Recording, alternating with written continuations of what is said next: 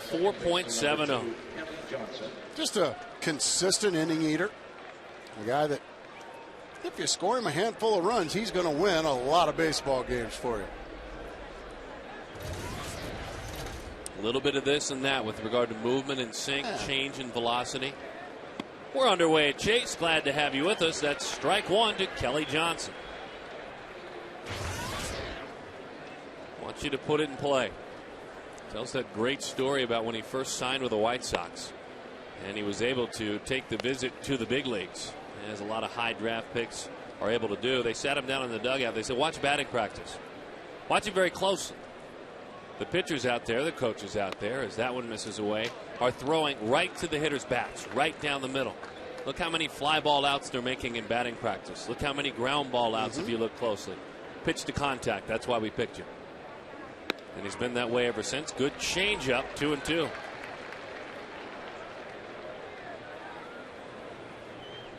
Johnson with a tough miscue last night, but he can hit.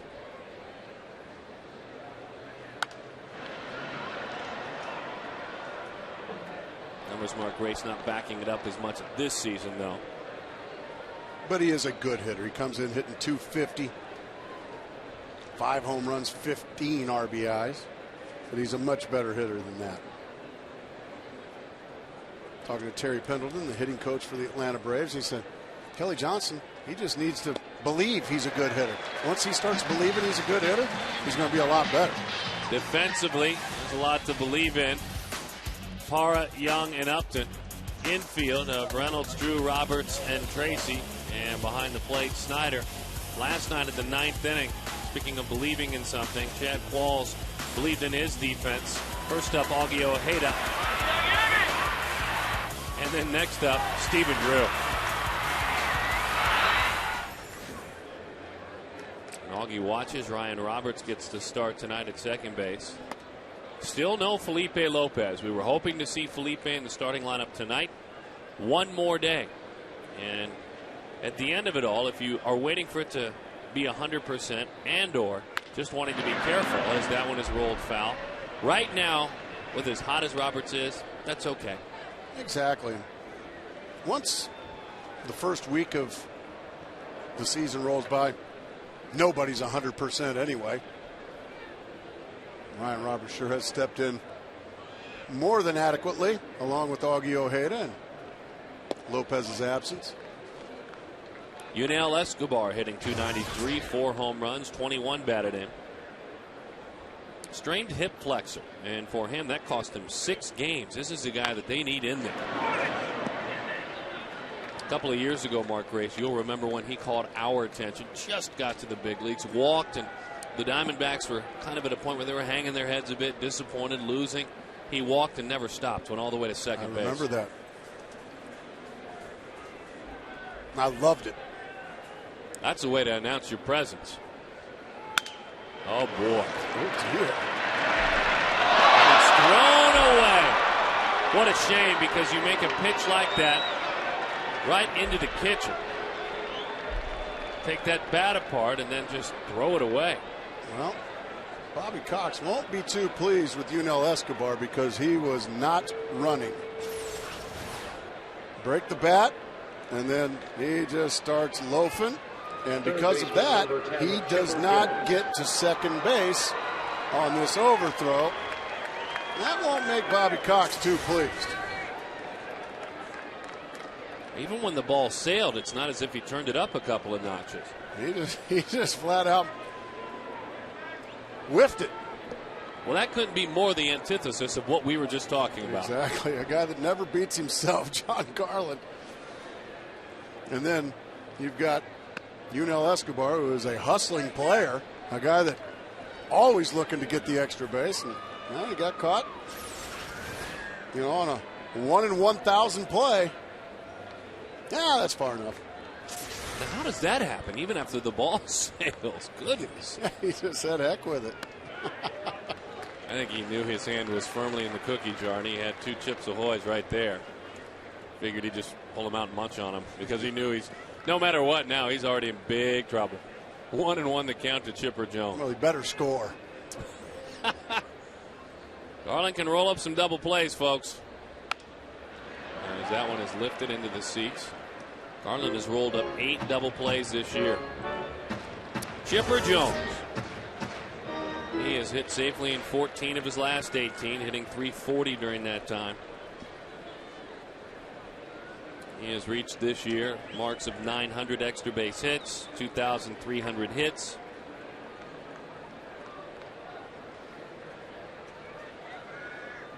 Switch hitter. 1-2 the count. A.J. Hinch, the skipper of these Diamondbacks, still learning the ropes. Not as a baseball guy. He's been around this game for a majority of his life, but as a manager saying before the game, oh yeah, Chipper's one of those guys. I know when he's due up 6th in an inning. I know when he makes it out, he's due up all the way around. I start thinking about it like a Pujols, like the guys on that list. I mean, really. That is a great list, by the way. Those are all the guys that have you thinking about, well, what do they do up next? Oh, yeah, you're always peeking in the dugout. When's that guy up? Well, is he stretching? Is he grabbing his bat? Oh, boy.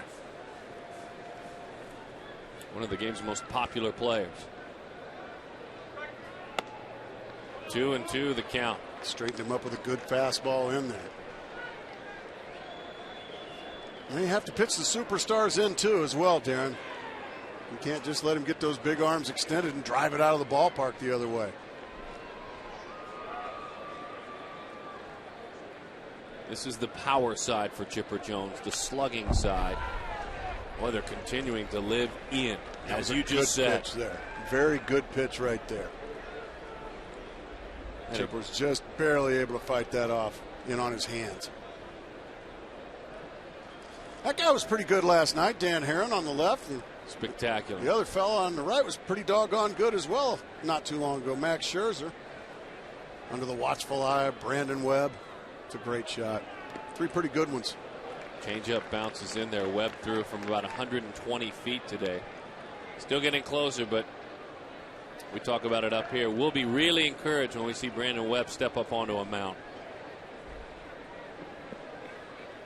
Stay tuned. Right now, John Garland healthy, working and battling Chipper Jones. Slaps that one the other way. It's a base hit. Pretty piece of hitting for Chipper Jones. Taking a pitch down and away. A.J. Hinch saying before the game, I know where he is all the time. A switch hitter with power and certainly what he's accomplished in his career, you always know where he is and when his situation's going to come up. I mean, it's you see him swinging the bat well, you see him swinging the bat not well, and you wonder, you think that the next time might be the time where it clicks back in for him. So he doesn't have many holes, and he's battled some injuries along the way. He's battling one right now, but when he's in the batter's box, he does get your attention. And that approach gets your attention. Down and away. Beautiful piece of hitting there.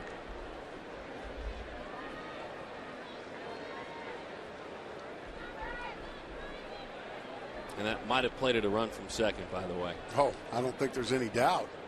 Look out. Bat breaks. Take another look at this base hit by Chipper Jones, Gracie. It's just a beautiful piece of hitting. Watch this ball fading to the outside, even off the plate outside. He just goes right with the pitch. Doesn't try to do too much with it.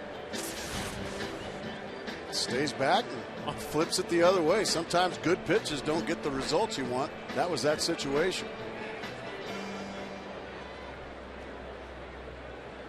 And all those hitters, as the runner is on second now in Escobar, all those hitters on that list, the hitters that managers perk up and keep an eye on.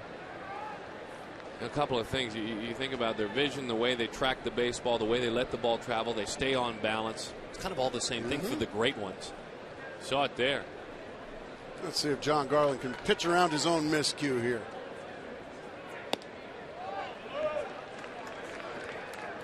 We were talking about Escobar not being on second. Well, there's a base hit down the line. He just decided to stay at second. I thought he could have easily got to third, Darren.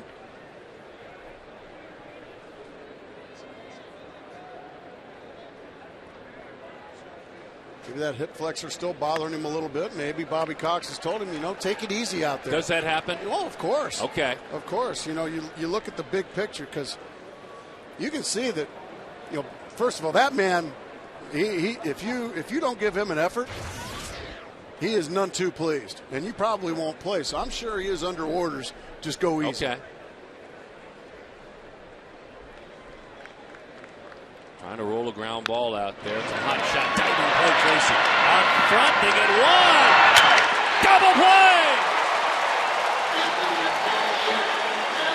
On both ends, a fabulous play by the Diamondbacks. They ended the ninth in high style. They start the first in the same manner.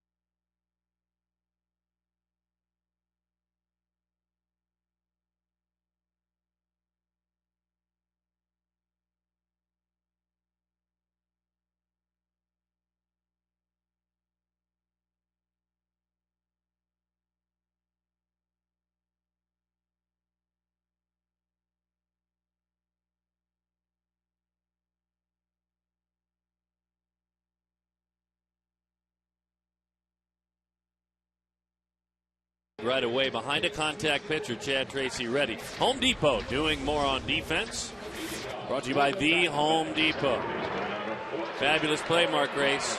All started by the first baseman. Well, all started with Chad Tracy and a great pickup at second base by Stephen Drew, and Chad Tracy's going to go let him know that was very nicely done. And then John Garland getting over to first base, becoming the first baseman. So a beautiful 3-6-1. We always talk about it. Miguel Montero backing up a wild throw by Roberts the other night. Keeping the runner at first and then throwing behind that runner. It's always a place to be. As the leadoff hitter, Ryan Roberts goes. Jair Jurgens, what a season he is having. On its batting average low, just 3 home runs allowed, an ERA of 2.07. As Gracie said coming on the air, it's a sinking fastball that nets a lot of ground ball outs just like that. The rest of the lineup is brought to you by our good friends with Southwest Airlines. You saw Ryan Roberts, Gerardo Parra, number 2, Justin Upton. The center of attention right now, deservedly so. Then it's Drew, it's Reynolds, it's Young, Chad Tracy, Chris Snyder, and John Garland.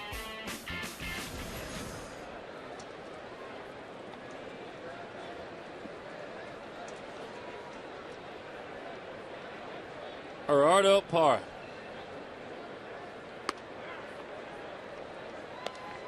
Oh, and 1 the count to Parra. 291, a home run, 13 RBIs. Was finally given a day off yesterday and then right back in there.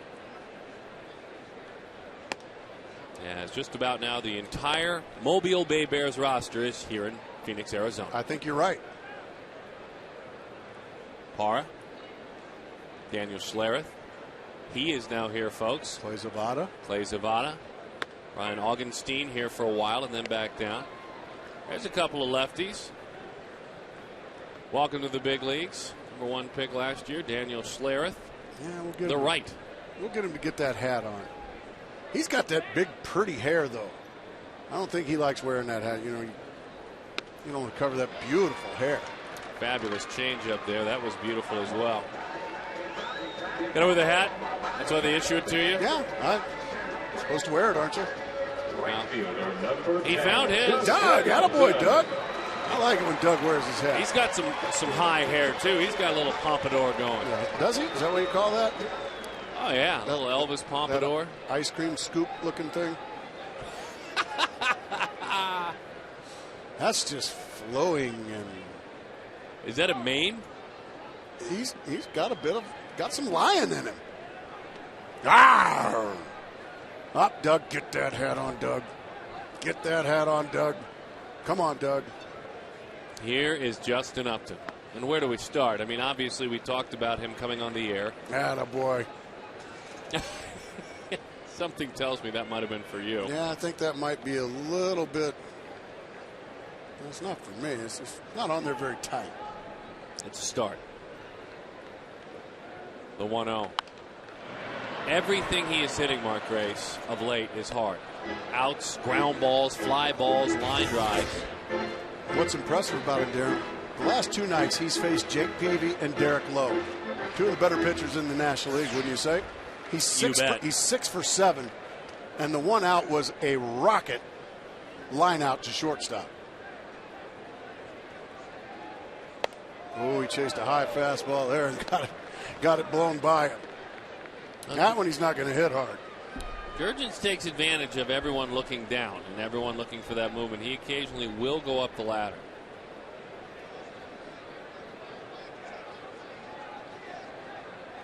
One and two, the count.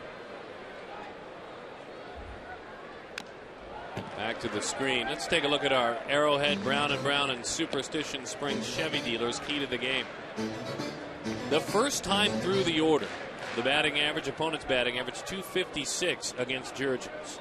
It goes to 216, then 203. The sooner, the better. Get him early or he gets you. You better.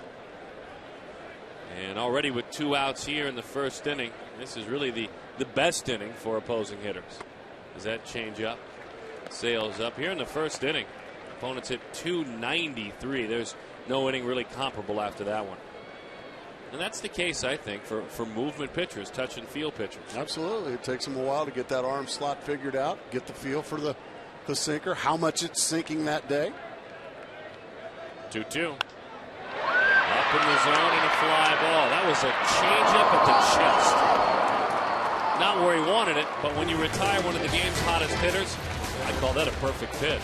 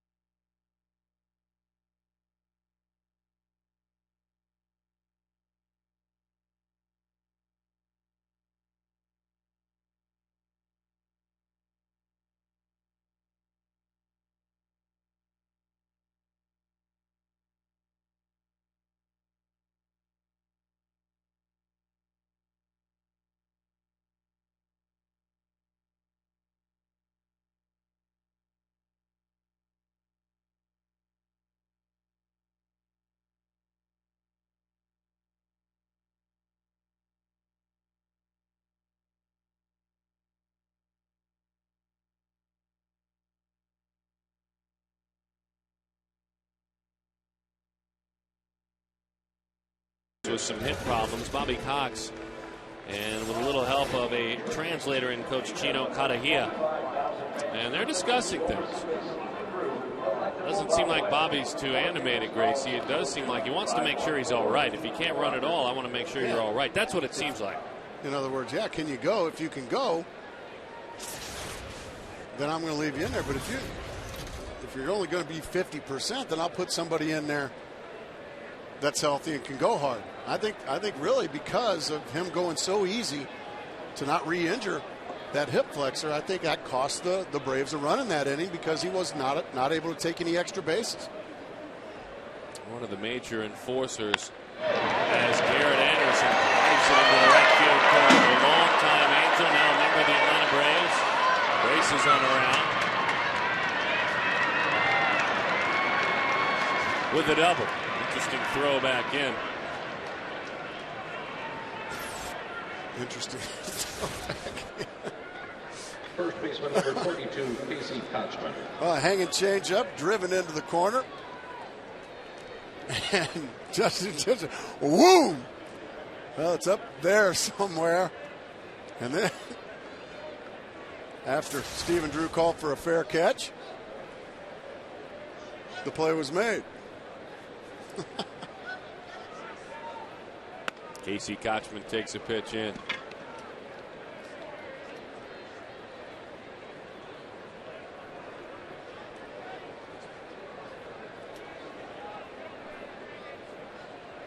One and 0 the count. And I don't think there's any accident that one of the enforcers of Bobby Cox's way of playing and guys that runs things in the clubhouse is sitting next to Coach Cutter here right now, just double checking, following through on what the skipper had to say. Chipper told us in Atlanta he understands that he has waited his turn to be a leader, but if Bobby trusts you and you have spent the time, you are empowered to speak on his behalf.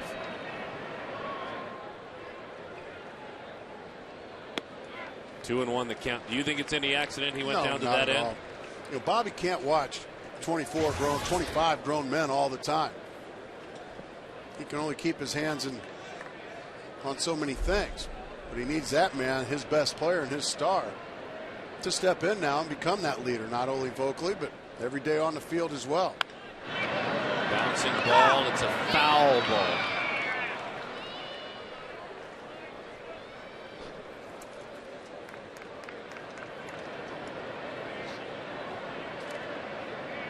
The conversation continues. Is that Javi Vasquez next to him? That might be Martin Prado. Yeah, Martin Prado. Well said.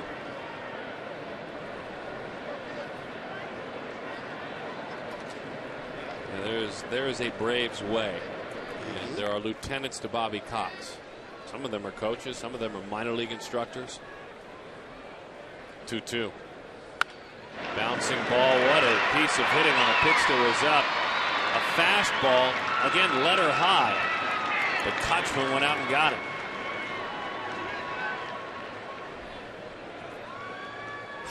Right fielder number 7. Just a good piece of hitting. Up in the zone. Out over.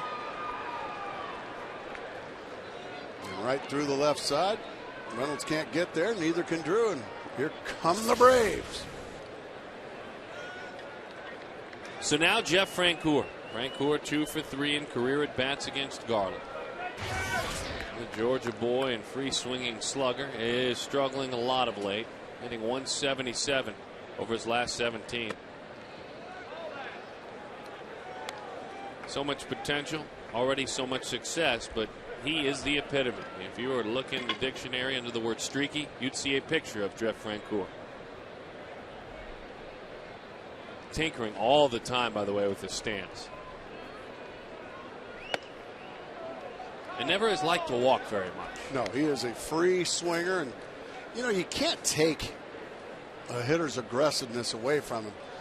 You'd like to be able to harness it a little bit. Got it. Gosh, you don't have to swing at that ball all the time in that situation. Runners are on first and third. The count now 2-0.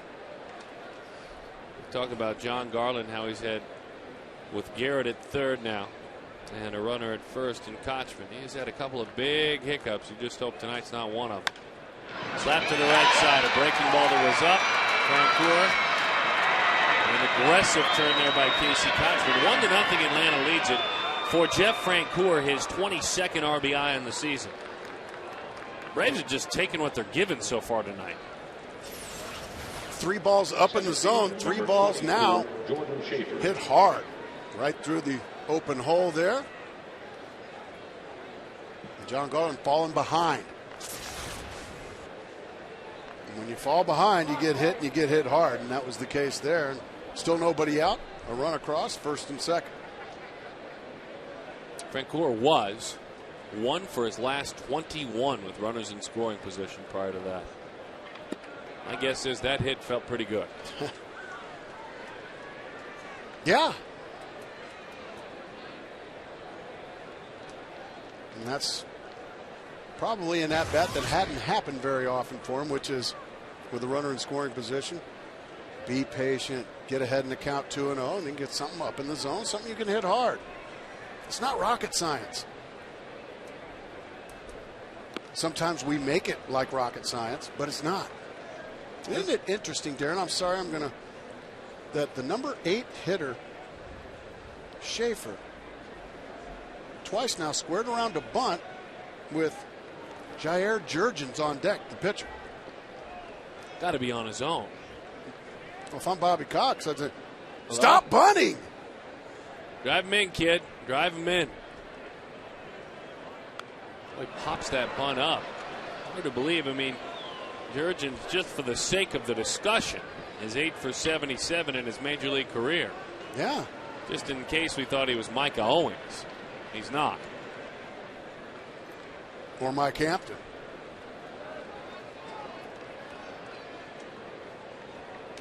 Jurgens on deck thinking, wow, think I can drive in a pair, do you? Making me feel good. He did it. There were no sacrifice bunts ahead of him, though, to set it up. Yeah, there we go. Something crawled inside that noggin and set things straight. Yeah, well, there's 2 strikes. 2 strikes. It's just hard to believe that he put himself, though, in that position. Yeah, I would imagine. Jordan Schaefer, the youngster that he is, got to realize who's hitting behind him. Go ahead and drive him in yourself if you can, son. Bouncing ball. Roberts can't come up with it. Everybody's safe. Bases loaded. Nobody out with the Braves leading it 1-0. Well, that's a ball that Chad Tracy took a reach for. There's everything going wrong here for the Diamondbacks. Number 49, Get a ground ball, possible double play ball. Chad Tracy elects to go for this ball instead of going to first base. Roberts does a great job of getting that deflection and keeping it on the infield.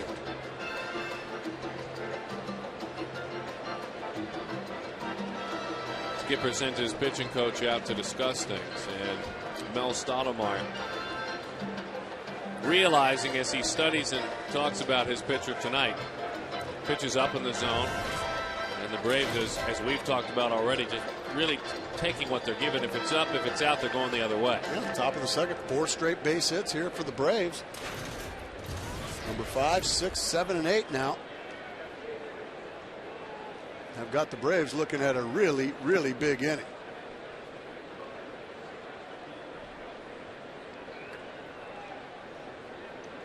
Kochman is at third. He fires a strike, 0-1 the count for Garland. One of the stories has been the giant speed bumps. There have been 2 of them.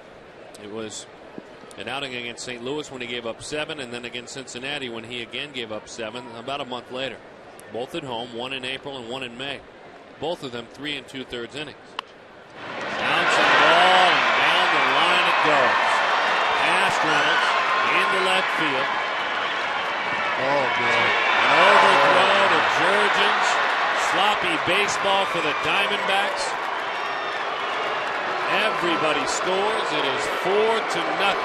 The Braves on top of the Diamondbacks.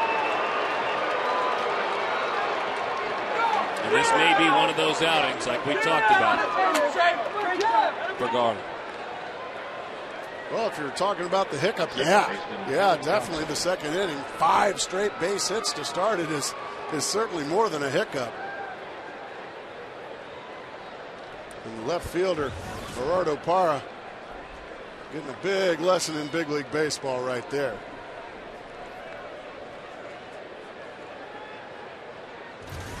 First he went to throw it to the wrong bag. He comes up throwing to third. There's already somebody at third. Now, whoop, I'm going to throw to second, and he just airmails it over everybody and We almost had that famous Little League home run. That pitch is in. John Garland, in his other 7 starts, outside of the 2 we spoke of, and we may be speaking of tonight as well, has a 2.72 ERA. That's in 7 starts. And those other 2, it's double digits. Mark Reynolds is there, and he makes a play for the first out of the inning. A second inning Bronx cheer, not a good sign. Never a good sign at all. Shortstop, But when you gave up 5 straight hits and then you throw a ball way over the second baseman, honestly, without Justin Upton backing up on that play, Jurgens would have already crossed the plate.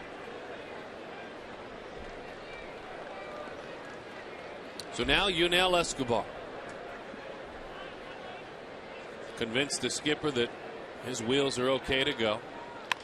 And we will see. Is made. Up the line he goes, and the runner stays put. Seems silly to say big out, but when you're down 4, that is a nice out to get instead of 5-0. Sure. You had an old manager named Jim Essien. He was a guy that always looked on the bright side of things, and his philosophy defensively was give them 1, don't give them 2.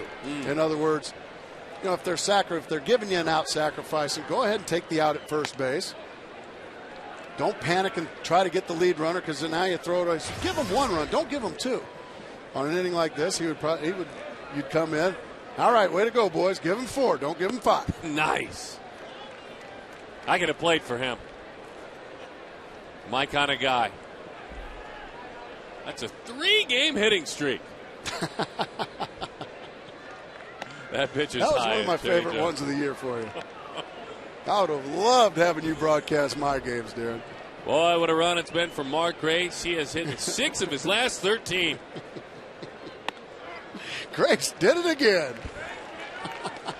That's now 6 of his last 13 I thought games. you'd like that.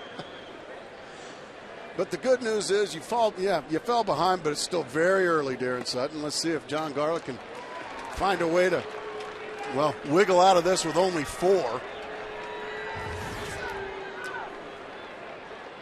5 of 12, less than half the time throwing a first pitch strike. Now, here is Brian McCann. McCann rolled into a double play. Some great defense in that play. Chad Tracy. And a diving stop, fired it over to Stephen Drew, and then with Garland covering, he rolled it up. Good changeup. No, that was a fastball at 90 miles an hour. It had movement like a changeup.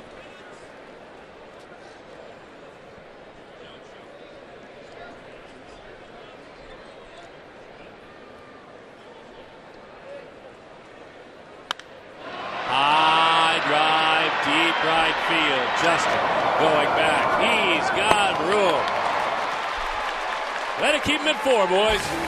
Give him 4, don't give him 5. Jim Essien. Love that guy. I could have played for him.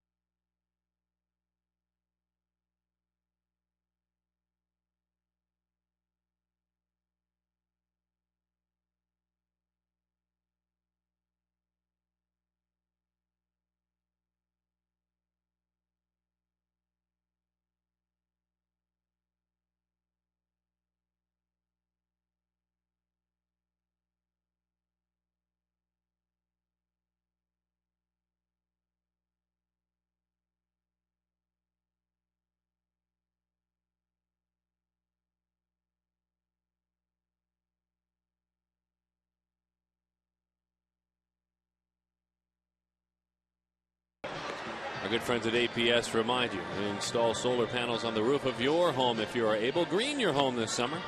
Sun shines the most in the summertime here in Arizona. Take advantage. Gerardo Parra with a tough miscue. Stephen Drew waits on deck as well to get ready to swing the bat. We want to remind you, the next bobblehead day for these Diamondbacks is tomorrow. The Stephen Drew collectible bobblehead doll will be given out to the first 25,000 fans at tomorrow's game. Again, it's at 1:10, and it's a day game. Get tickets now by calling 602-514-8400 or visit dbacks.com. 4-0, and command not what John Garland certainly has wanted tonight. A lot of balls up and out over the plate, and the Braves not over swinging.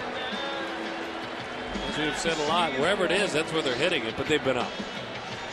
Yeah, usually base hits are a direct reflection of balls up in the zone. We give up 5 hits in a row. That's usually because you're missing your spots or you're up in the zone. But the good news is you got a lot of at-bats left to try to get back 4. But now what John Garland has to do is just now he's got to shut it down. I mean, shut down no more runs.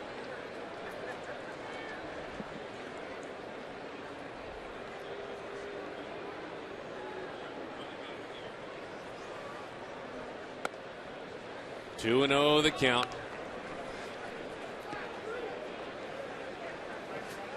Steven starting to piece things back together.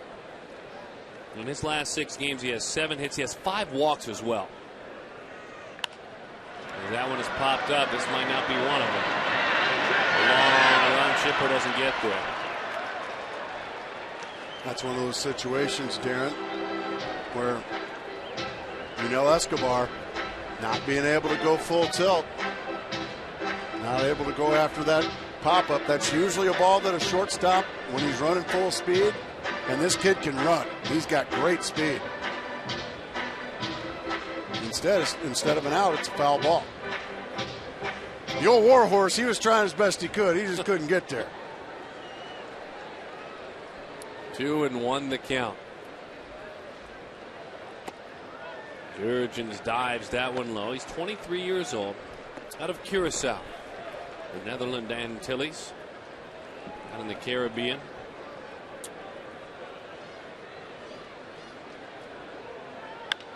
Steven, left field, sends Garrett Anderson back a couple of steps, and the play is made. Kind of a defensive swing there from Stephen Drew on a 3-1 pitch. Sometimes you get a 2-0, 3-1.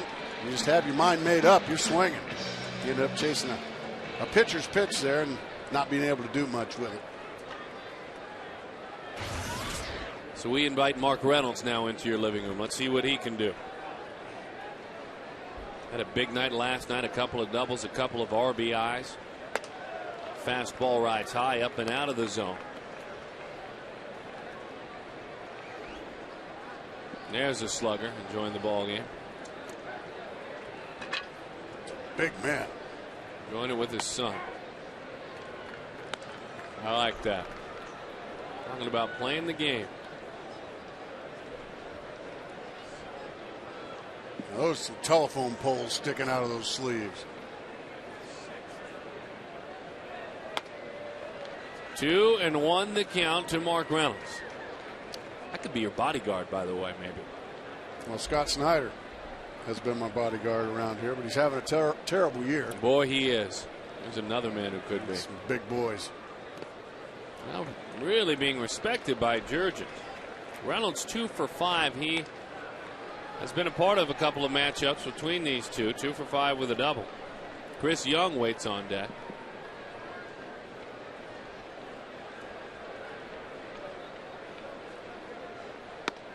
Pours it right down the middle. Knee high, good pitch. Last 12 games, Mark hitting .316. 14 RBIs in his last 12 games. And walking more than we ever thought he would. That's low.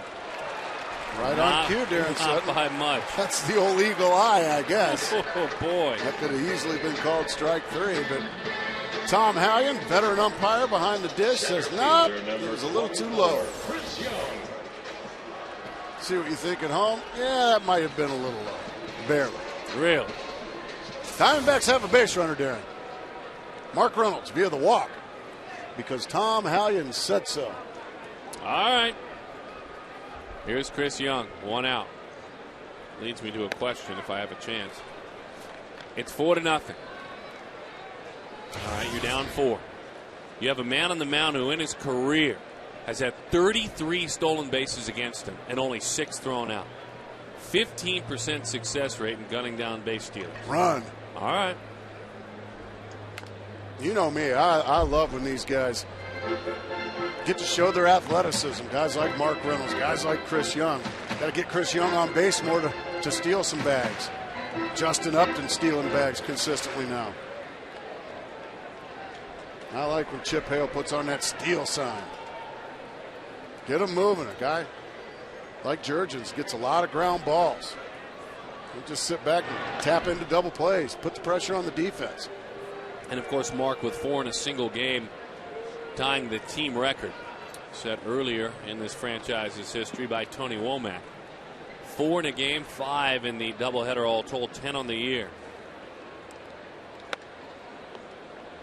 Some tough pitchers, boy. 1 and 2 the count. You can see why this guy has got a sparkling ERA of under 2. Or I'm sorry, just over 2. 2.02. It's a great shot there of everybody.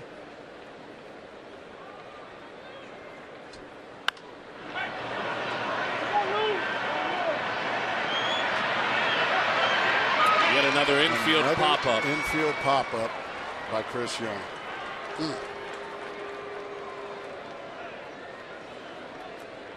First baseman number 18. So Young is erased. There are 2 outs. Reynolds is at first, taking a peek up top of the screen at our Firestone leaderboard. Surprising names, maybe. Wandy Rodriguez, certainly not that man. And there's tonight's starting pitcher for Atlanta.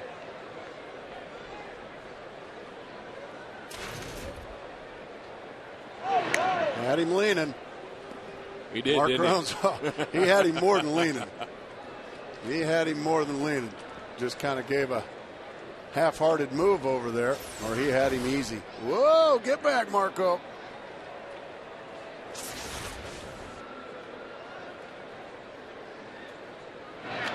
Thrown away. Throws it away. Just the threat, Darren Sutton. The threat of running leads to mistakes. You put the pressure now on the defense, and pitchers. Now we've had an error by Jurgens. We had an error by Garland earlier. When you make pitchers become fielders, anything can happen.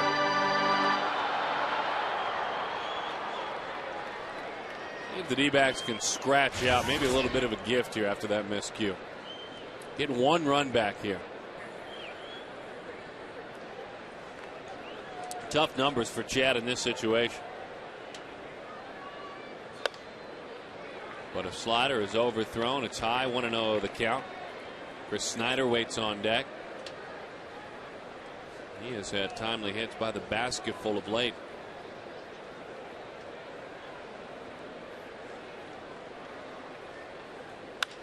Chad Tracy drives that one into left center field. That one is down. The Diamondbacks do scratch out 1 run. Tracy with an RBI single. It's 4-1. Well, the mistake by Jurgens comes back to haunt him. Nice job by Chad Tracy making Jurgens pay. The threat of Mark Reynolds stealing led to a mistake. And Chad Tracy makes him pay with a ball into the gap. Yeah, Miguel Montero happy about that. Score them 1 at a time.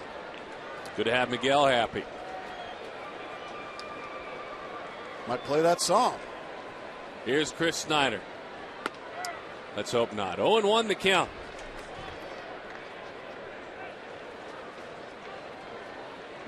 Chris in his last 21 games has been rolling. 306, 8 extra base hits, slugging .600. Fastball is in. But what you've done, Darren, a good job of here is, yeah, you gave up a big number in the top of the second inning, but you know what? You've counterpunched now. You've answered with something. And the inning's not over yet. Chris Snyder's one of the hottest hitters on the team. He belts that one towards center field. Going back is Schaefer. He looks up, high off that wall. Didn't get over the yellow line, but is it enough to play a run? It is not. Chad Tracy out at the plate.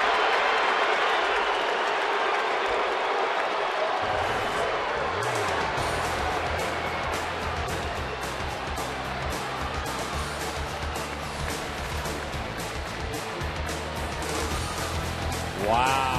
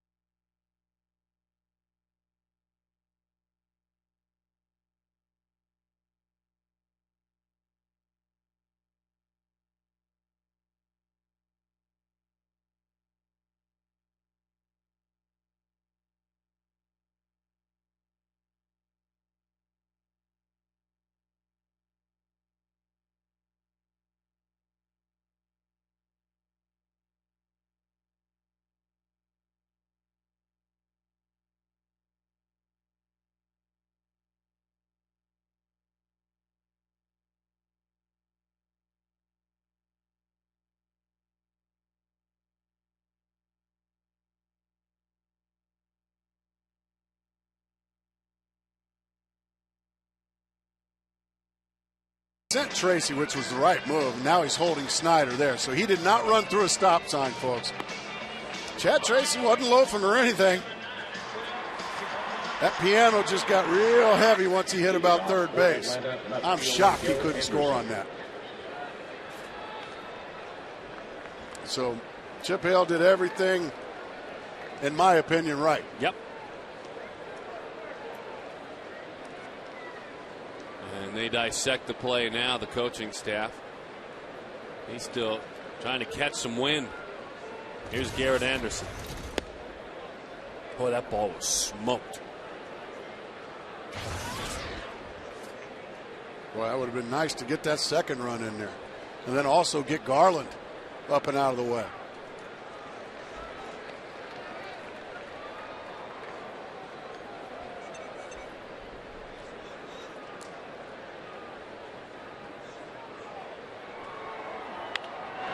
Garrett out front on a breaking ball. This is the approach by Chris Snyder. And Tracy running hard the whole way.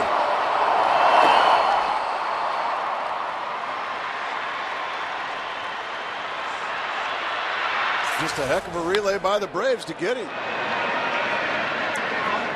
Gerardo Parra. That outstretched arm makes the play. First baseman Casey Kochman.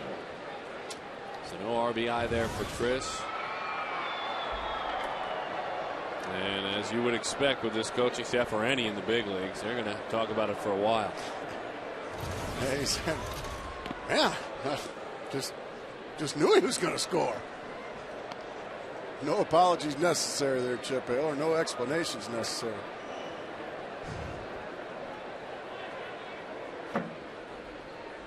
One 1-0 the count to Casey. It's a fastball. It dives out of the zone to Kochman.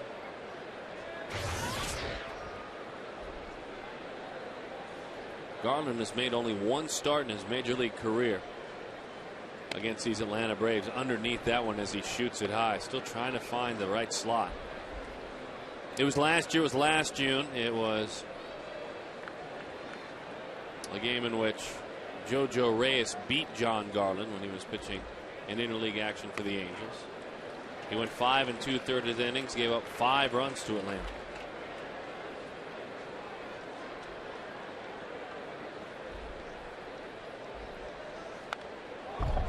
Boy, he got a hanging slider there.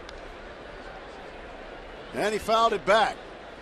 So I guess mistakes aren't mistakes if the hitter doesn't take advantage of them. But a lot of opportunities in this ball game. He's really up in the zone here this evening. That one hit on a line. It's a base hit. Casey Kochman. Let's take a walk back, Mark Grace, to the first couple of innings here and just showing you where and what you're talking about. There's Garrett Anderson. That is center cut. Thigh high. Boy, that is even above the belt. Out over. That was a base hit. And another base hit. Boy, another one. Middle of the zone. Thigh high. Schaefer. Out over. Thigh high. That's not bad there. That's off the plate in. Who's got that one? Go get it, Chad. Ryan Roberts says, I got your back, Chad. Center fielder, 2 outs. Schaefer. And here's Jordan Schaefer.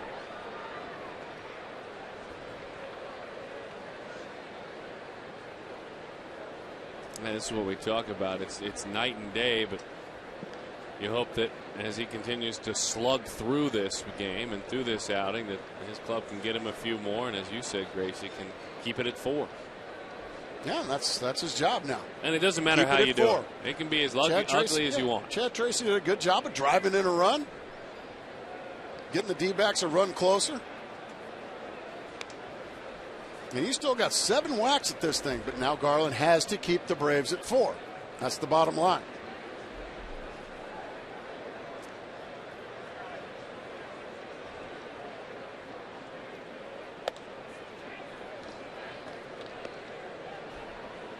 Two and 0 the count. It's not on top of the baseball. You can see, without being too over analytical, just pushing everything upstairs and leaving it there. Schaefer had a good pitch to hit there. Fouled it back.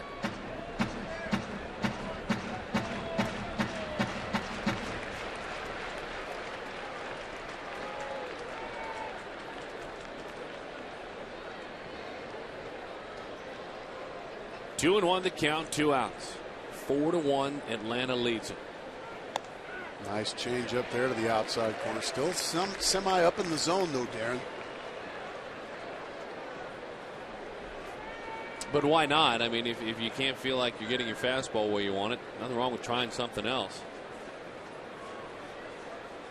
Seeing if you can reach out and get it down. Breaking ball, and that one is down. 3-2 the count.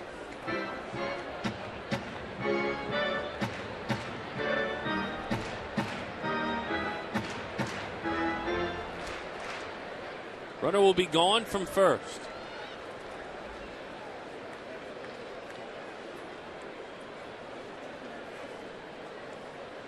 Indiana native Jordan Schaefer, 3rd round pick in 05, awaits, and it's high. Just continues to grind through this one and not throw pitches at all where he wants them to. Well, I think in that situation, instead of giving in to Schaefer, he tried to get him to chase a changeup. He just didn't execute the changeup. Ah, heck, if I walk him, I got the opposing pitcher up. But this is a guy that drove in a couple of runs with a double his last at bat. Jair Jurgens fouls that one off. Back it goes. He was picked up winner of 07 before the 08 season, and that was in the Edgar Renteria deal. Outfielder Gorkis Hernandez came along with. And he made the jump from Erie to Detroit, then to Atlanta, and won 13 games last year in his first full big league season. Breaking ball is away.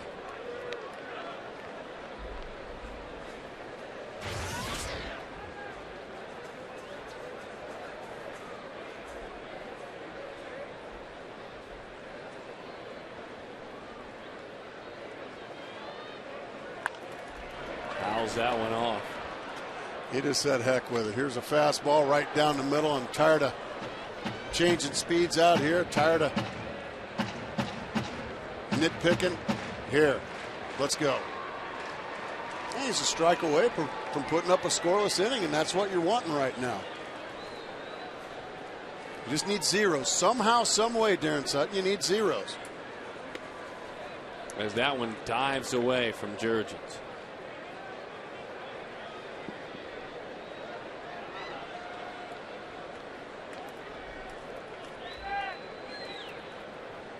Trying to put a 0 up there, albeit not a pretty one, as he throws pitch number 74, and it misses outside. Yikes. Natives starting to get a little restless here.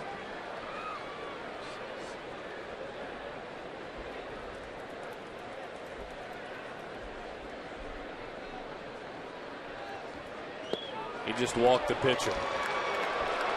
So the bases are loaded.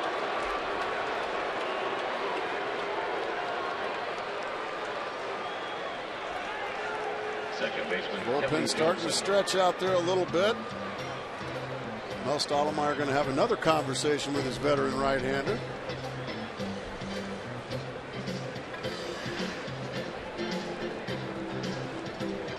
Join the D-backs and Arizona milk producers for a free post-game concert with Lifehouse. Oh, that's big league. It is big league. The post-game concert is on June 13th and will follow D-backs Astros game. Get tickets today by calling 602-514-8400 or visit dbacks.com/concert. You have good news that gets the Sutton stamp of approval. The representatives, the folks from Lifehouse, have given us their blessing that we can actually play some Lifehouse music the next time you read that. I think that would be awesome. That'd be a real promo then. Bouncing ball into center field, and that hurts. Off the bat of Kelly Johnson. Couple of runs come on around. It is 6-1, the Braves on top. Certainly one of those nights, unfortunately. We talked about it earlier. Yeah, this is one John Garland will look back and say, boy, I really don't have much to blame but myself. Walk the 8-hitter, walk the opposing pitcher, turn the lineup over with the bases loaded. Gave up a 2-run single, and right back come the Braves. And it really looked like John Garland was going to put a 0 up there.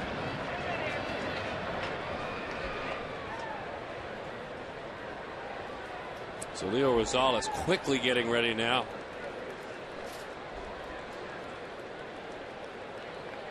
Yunel Escobar as that one sinks low. Well, fireworks after the game tonight. Looking forward to those.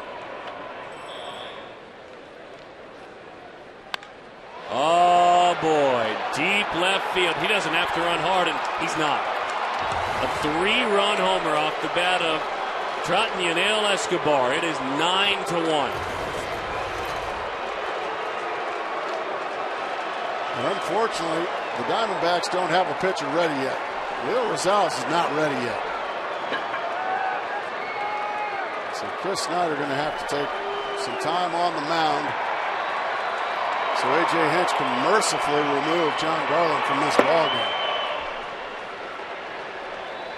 That was a changeup.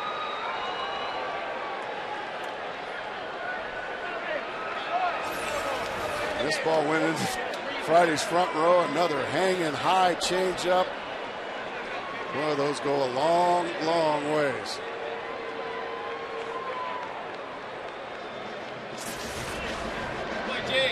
Escobar ends the night for John Garland. A tough one for the right hand.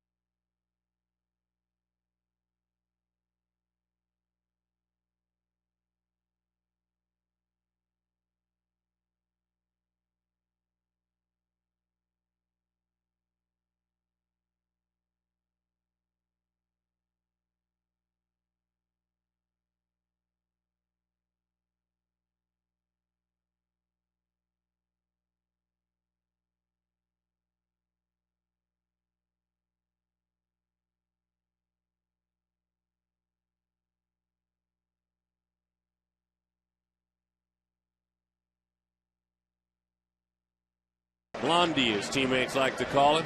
9-1 the score. Miller Lite, what's brewing?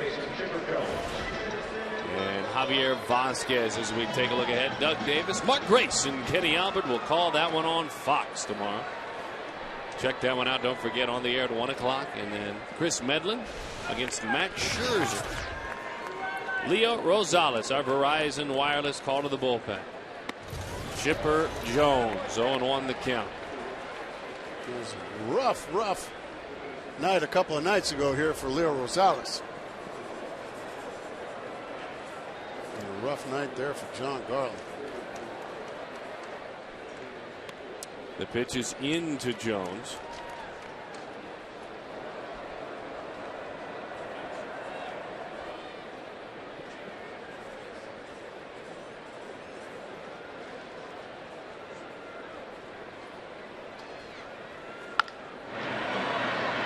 Come on off the field, boys, and do some swinging.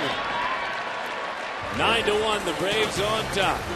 8 to tie, right around the corner in the bottom of the third.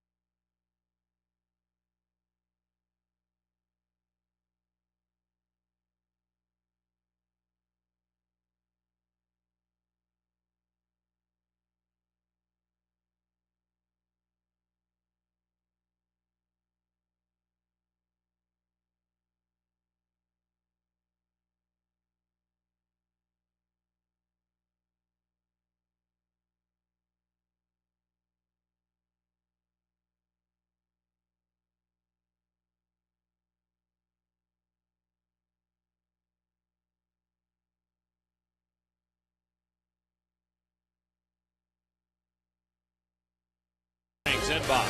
Triple hops brewed Miller Lite. Great taste, less filling. Oh, another gorgeous night in the valley, isn't it? Glad to have you with us this evening and taking a swim. Nothing wrong with that. Head out to our pool cam, brought to you by our good friends with Ride Now Power Sports. Good friends and partners as Jurgens goes back to work. A.J. Hinch opting not to double switch and let Rosales lead this inning off. Yeah, why not? Go ahead and let him take his reps and hopefully give A.J. Hinch at least 2 more innings of work.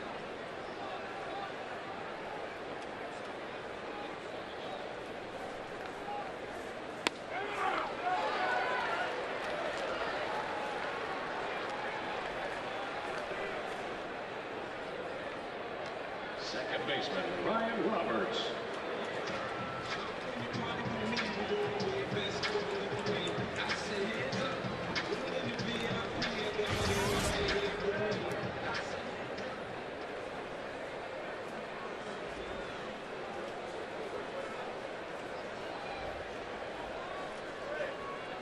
One out, and that one is away.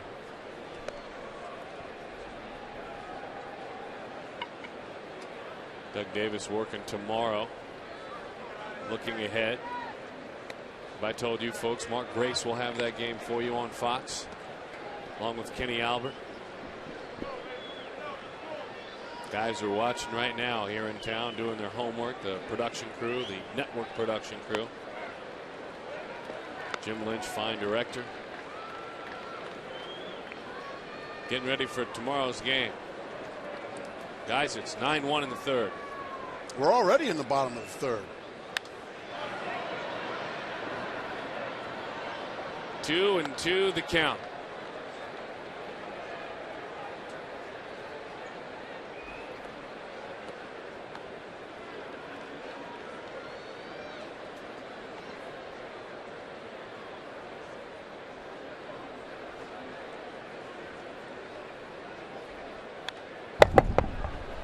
I'll tell you what, he doesn't get cheated, does he? No, and he uses a big He does bat, not too. get cheated.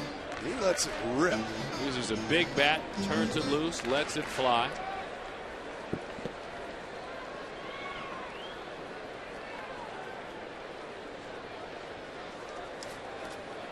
Two and two the count, 9-1 the score. The Braves with 9 hits in this game.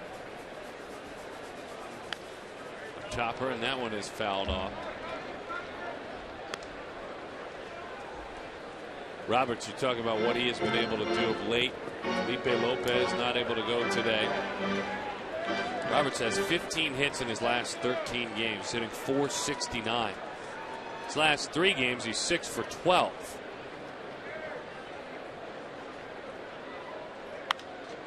That one is popped up. Casey Kochman is there to make the play. What a great day it's going to be this Sunday.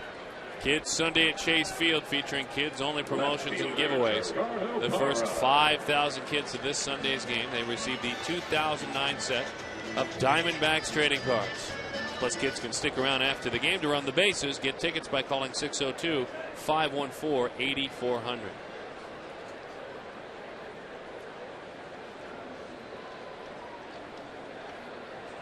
Parra takes away. Look at that little one. I need more hot dogs. He needs more. More cotton candy, Dad. As that one is up 2-0 the count. Well, for a lot of our youngsters watching, well done this year. Happy summer. For a lot of schools in the area, summer is here, school is out. Have a blast, you kids. Stay cool. And way to go. 2-1 the count. Were you a crazy kid on the last day of school? Oh, yeah. Absolutely. Couldn't wait to start the summer vacation.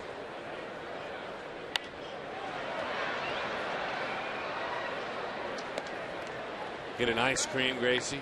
Ride your bike all day. Not have to get up at 6:30 in the morning. What time did you used to get up for school? Let's see. High school or grade school? Grade school. Grade school, I think was, that's a thing of beauty. Look at Chipper Jones up. Oh, not in time. A fabulous effort by Jones. Safe, he says. Yeah. You bet. A thing of beauty on the approach as well. Chipper would have had him, but he dropped it as he was coming to throw it. Still almost got Parra, who can fly. Great play by Jones, but a base runner. And a base hit for Gerardo Parra. Look at the dive to the right. Whoop. And that's all it took for Parra just to beat it. Still a pretty close play. Jerry Crawford at first base, emphatically saying safe. Now, that might be 9-1, but this is a reason to come to the ball game no matter the score and stay tuned. Watch this man hit. 1-0 the count to Justin Upton. A fly out to center field on a unique pitch. Sometimes mistakes to hot hitters are the best ways to accidentally get them out. A chest high changeup, 81 miles an hour, had Justin out front and underneath it, and he flied out. That's a much better changeup. 1-1 the count. And he is already being treated with so much respect. As he should be. 344 as we speak. Boatload of extra base hits, 12 doubles, 4 triples, 9 long balls. That one in on his hands. Good movement there. And so Justin is retired. 9-1 the score, kids, here at Chase Field. The Braves comfortably on top.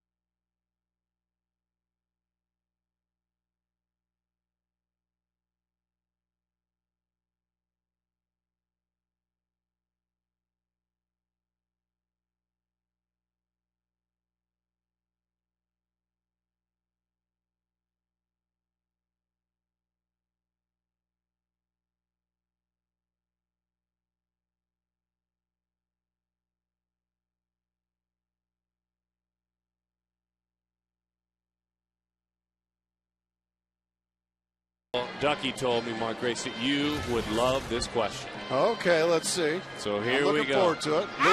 There's our little buddy. The Aflac trivia question is, who was the last Braves player to win the National League Rookie of the Year? The National League Rookie of the Year. That's a good question. A very good question. That's a trick. I'm smelling a trick. Well, you've got it on your computer over there. No, so. I don't. That's not the way I play. Oh, my goodness. These Braves woke up as hitters this morning, didn't they? They sure did. Oh, boy. And that hitter's fun to watch. One of the best offensive catchers in the game. He can catch a little bit, too, and Brian McCann. Finally got his eye problems fixed. Well, he saw this one awfully good. A fastball up and right down the middle. Bang! Right back up the box.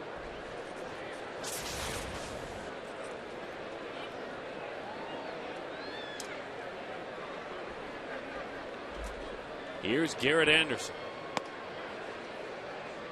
There's that one. Grabs the outside part of the plate. Casey Kochman waits on deck. We talked about it in Atlanta, and it was a real kick to see. We told you that Casey's dad managed Garrett in the minor leagues. I was lucky enough to play for Casey's dad as well in rookie ball, essentially, in the Angels organization. Garrett there 2 years earlier. But now the two locker next to one another in Atlanta, right next to one another.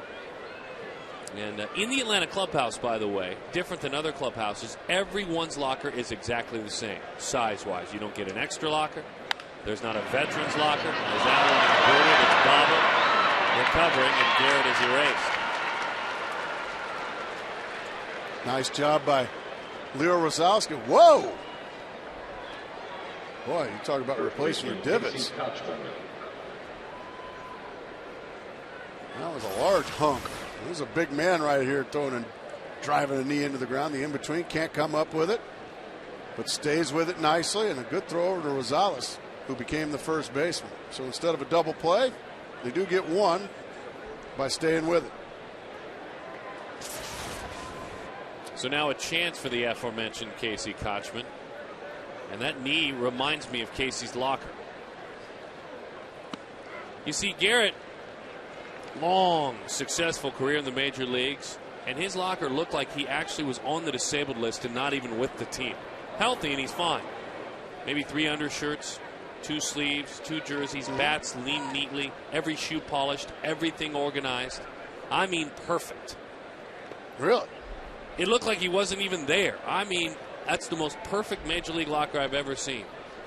Then you look to the left, and there was Casey's locker. And it just... and you knew, well, what he had for lunch earlier in the day. You knew what he wore to the ballpark because it was crumpled up on the floor with his flip-flops that he wore in. Garrett, of course, had the slacks and the golf shirt hung that he wore to the ballpark. It was night and day, and it was quite a sight. And it was baseball in a nutshell right there. What would your locker be like, Darren? Just like Casey's. Just like Casey's. What was yours like is the better question. Oh, goodness. It was somewhere in between, Right but fielder, Jeff Francoeur. probably leaning more towards Casey's. But not out of control. Oh, yeah, I mean, you had to. No, it wasn't. Yeah, I hung my stuff up. You know, if it was a, you know, my shirt I hung up, or my pants I hung up, certainly. Socks, you know, didn't leave them on the ground. Shoes were where they needed to be, but I had a little extra stuff in there. You know, you had to have room for beverages after the game. Okay.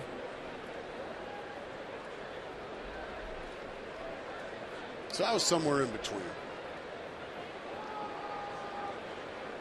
His father, Tom, by the way, Casey's father, Tom, a really respected player development guy. Best served at the lower levels when kids right get into pro ball. When you can crack a whip. That's exactly right. I heard a few of them.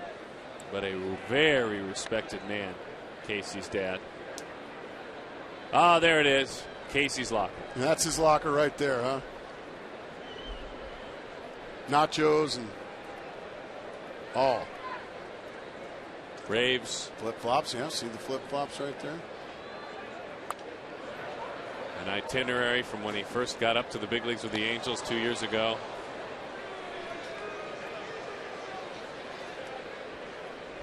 I'd pick on Casey. It just in stark contrast. Almost night and day. 2-1 the count.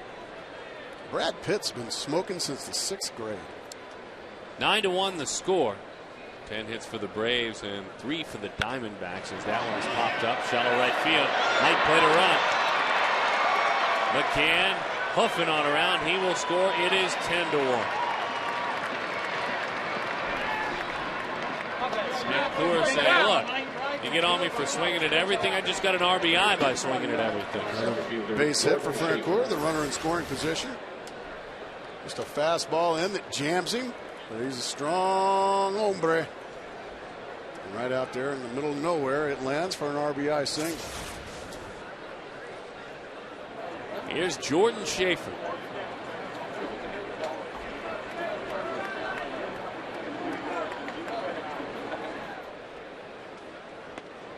Pitch dives away. 1-0 the count.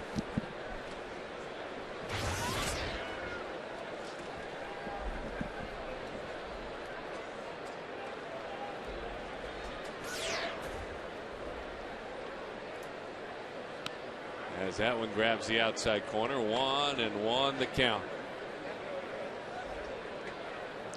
Todd Walsh, Mark Grace, and Darren Sutton, plus you. Trust you had a good week. You kids, hope you have a great summer. We'll see you a lot at the ballpark. The 1-1. 1-2 the count.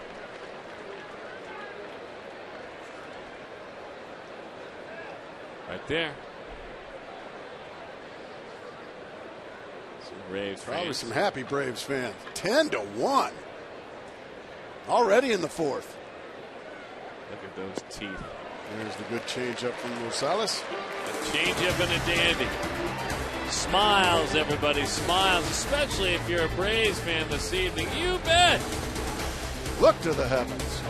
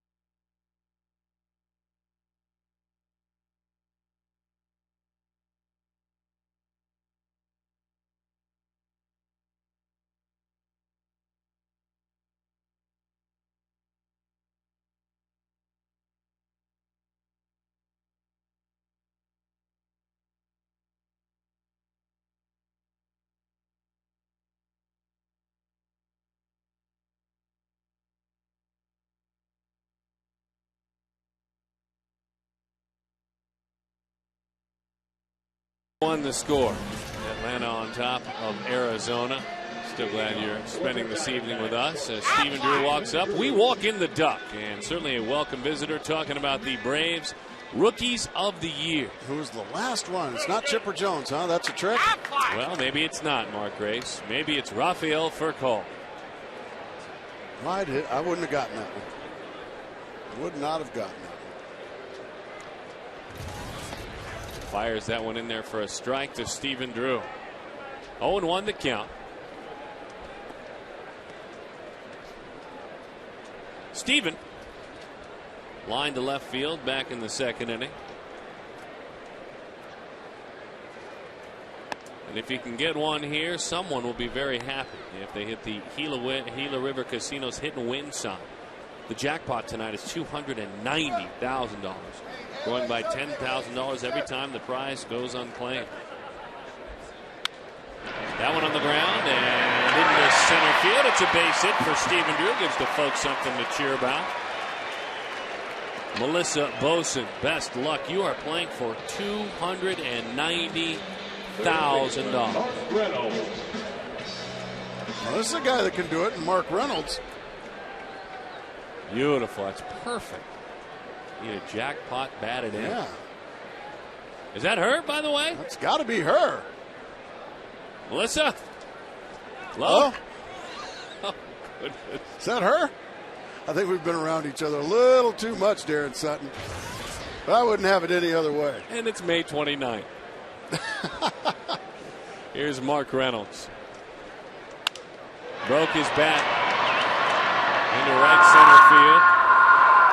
And the play is made out there. Reynolds with a broken bat. I'm hearing that's her. I'm hearing that's Melissa. Center fielder, Absolutely. Chris Young. All right, Chris Young. Now, I mean, we have a lot of times we've had the name of the person playing. We've said they weren't in attendance at the ballpark. We have the person here. I love that. We think this is a big allegedly, but Scott Snyder, who's having a tough year up here in the booth, looking to bounce back with some inside information here. A lot of year left, though, for him to bounce back. Chris Young? Well, Chris Young, yeah, he's got a lot of year. He needs to bounce back. No question about that. He's, as we speak, hitting a $168. Some good things need to happen for this kid. Down to the start. Yeah, there's a start. Hustling on around, runners on second and third. A little bit more to cheer about. Chris Young, let's see if it starts now. Well, not the money yet. Hang tight. 11th double of the season for Chris Young. Third baseman Chad Tracy. Trying to go out. Fastball sails back in. And once it gets underneath the glove of Chipper Jones, after he spins his wheel a little bit there, a stand-up double and an opportunity for Chad Tracy to drive in a few more runs. He's got the only RBI for the Diamondbacks. He singled in a run back in the second inning. Maybe he can provide a jackpot. Still working on if that's Melissa. Gotta be. I'm guessing yes. I don't know why else you'd make a sign like that up there in the second level. Well, it's a good bit if it's not.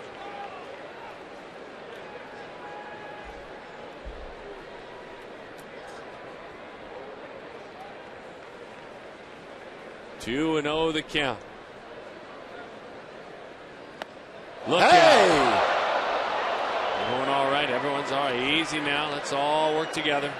Have a gentleman down. Maybe give him the bat. He stumbled down there looking to get out of the way of the bat. Going all right. Yeah, everyone's all right. I think Chad Tracy was looking for a fastball. Got himself a changeup and let it fly. I think everybody's okay, thank goodness. I think the gentleman that fell needs to get this baseball back. He had to go down out of the way. They finally helped him back up. I think he needs it. That's who needs it. There in front of you. He took a spill, took a dive. Chad Tracy shoots that one. Yep. She needs the money. Got to get it for her. He needs the bat. So, a couple of needs. Let's see how we're doing. Come on, sir. Please. Is that the fella right there in front of him? No, down low, down front. Is it? Yeah. Yes! Nicely done. No, that is. There we go. And there it goes. Deep right field. Fortunately, it is out of here. A 3-run home run.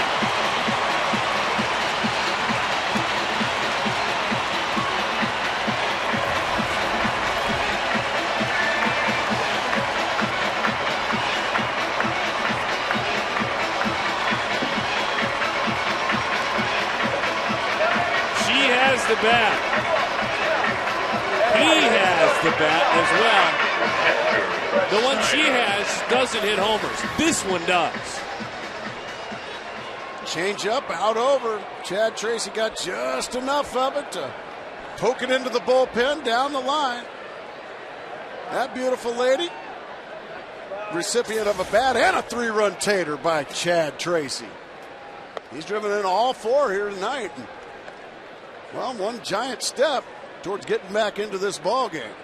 Jair Jurgen's not used to giving up this many runs, Darren Sutton. There's some good karma in this ballpark. People doing nice things.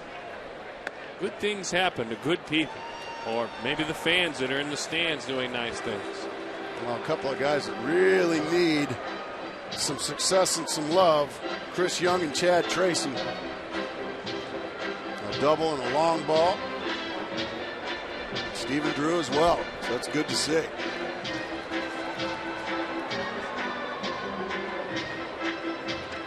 So a hitter's count for Chris Snyder. Snide piece, as the governor likes to call him. Snide piece, definitely one of the better nicknames. Well, it is. And with a 2-0 count, a chance to drive another one. Bouncing ball, middle of the diamond. And a nice play helping him out there, Casey Kochford.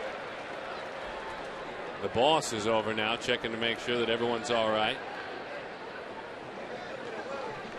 I'm the one who gave the bat away. Derek saying, oh, you got it. We'll give you one too. Nope, not going to do it. Chad Tracy said, man, give him somebody else's bat. He's going to get some sugar there from Eric Burns, who looks like he might be growing that stash back again, Darren. Really now? Doesn't it look like Eric Burns is trying to grow that, well, in a word, awful mustache back? He looked right into the camera. He did. The producer, executive producer, host, and of course entertainer, Eric Burns, knew right where that camera was. And he's got a little on the chin too, so maybe he's not trying to grow the stash back. I think he is. Tom Hallion letting us know it's a strike. She's got a souvenir. And happy fans all around.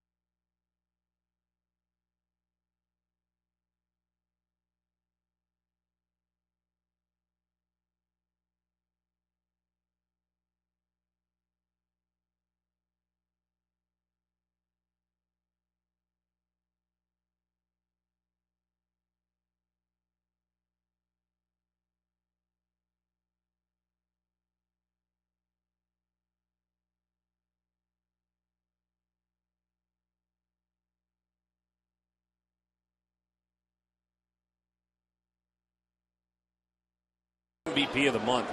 Grand Canyon University employs over 1,000 faculty and staff on their 95-acre Phoenix campus. Enrollment includes 26,000 traditional and online students. GSU's participation in the community and, of course, their commitment to excellence makes GCU a rewarding place to work.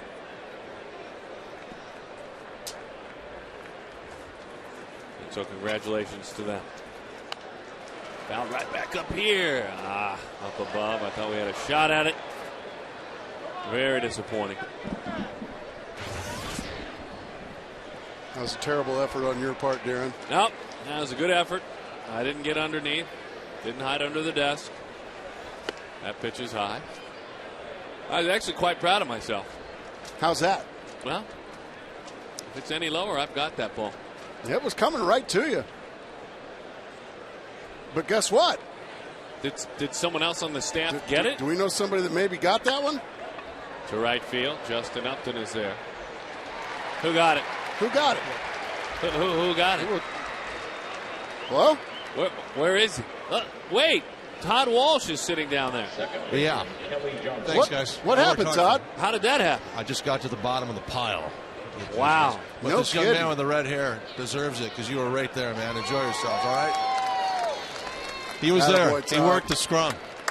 Nice. That is nasty down at the bottom of a pile, by the way, when you're looking for a foul ball. Is it kind of like the bottom of a dugout? Well, I don't know if you can see. My hand is shaking, and it's a little red.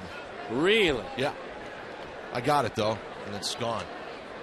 Way to go. Way to give it away. See that? A lot of good stuff happening. A lot of nice things happening in the stands. It's a good mojo night. That's 2 foul balls in 2 weeks, guys. Really? I didn't know you had one earlier. On the road in the press box. You got some great season tickets down there as You well. like this? Yeah. The whole, that's like 9 seats. I'm with some of my closest friends here. No, I mean, you have your 9 season tickets down there for every game. Yeah. Looking to take We always advantage thought of you were in this. we always thought in between hits you were in your catered green room. Well, that's right down below. I come up every now and again to see how things are going, and I go back down and listen to you guys. That's a thrill. Actually, can I tell you what I'm doing here? Do you mind? No, that's Love to hear it. You can tell us for 4 innings. I'm stalking our next interview. He's within 6 rows. He doesn't know it yet. Really? Yep. Are you like the hunter? Yes. You want I to have him in my sights. tell us who it is, or is it a surprise? Well, he's the new head coach, now officially, of the Phoenix Suns. He doesn't know it yet, but he's about to be on our broadcast. Alvin Gentry's in the house. Wow. I'm trying to find him. Oh, I got him. You got him in the crosshairs, huh? Would you mind if we tracked your effort to corral him and ask him on the show? I'm sorry? Would you mind if we tracked you and Sure. Yeah. followed you asking and requesting? I mean, that'd be kind of fun for us. Well, normally I don't go down there until there's the last out of the inning is recorded, so I can actually say, hey, when we come back, can I grab you for a second? Okay. That way there's not that awkward moment where I'm actually sitting by someone that probably doesn't want me to sit there. Sure. I get that every night up here. Do you have a friendship or a relationship with Coach Gentry? Yeah, during the NHL lockout, I did a few random Suns games on Fox Sports Arizona. He was an assistant coach to Mike D'Antoni and was always gracious and did plenty of halftime interviews for us and post-game interviews. Good man, good basketball man. I'm sure he'll love it when I bring up Amari Stoudemire wanting to play for the Knicks. Oh, yeah, that was real smart, wasn't it? Well, might want to just talk about your foul ball instead. My bloody knuckle. How's that foul ball doing? Popped up, shallow center. Here comes Chris Young. Not shallow enough, though. As that one drops in off the bat of Yunel Escobar. Is Todd gone? Is that it? Do they have a waiter and waitress service down there for you? Yes. There he is. I have a Yeah. menu. Oh, this is the All-Star ballot. Where's the menu? That's just a good old-fashioned beer man for him there. Aha. There we go. This is unbelievable. I actually have a quick question as Chipper Jones digs in. I always have to stop to watch Chipper. All right, I'll be quick with it out of respect for the future Hall of Famer. Tomorrow's game is on Fox. Kenny Albert sits in my chair. Can I bring 8 of my friends and sit in your seats tomorrow? Absolutely, because Chris Rose is the sideline guy, right? Yes. I think so. So I'll probably be here. Oh, with all those friends you have now? Or? Yes. Okay. So I can bring 7 friends. Okay. That's some serious iron that he's bringing home every paycheck. Have those seats. Great seats. Yeah. How's Alvin looking? Excuse me. Yes, I'm live on the air, sir. Yes. Hello?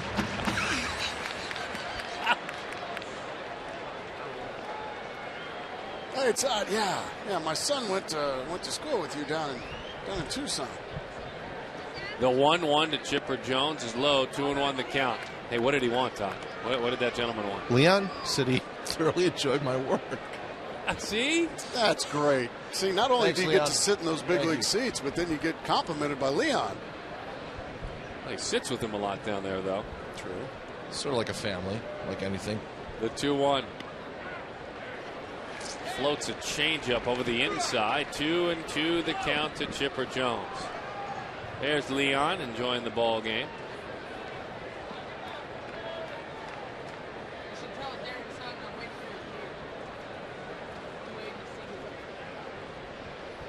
Oh, boy. I heard it. The 2-2. Bouncing ball. Chad Tracy. Now the beard is grown on the upcoming road trip. Good Get luck, him, Todd. Get him, Todd. All right, let's go. Here we go.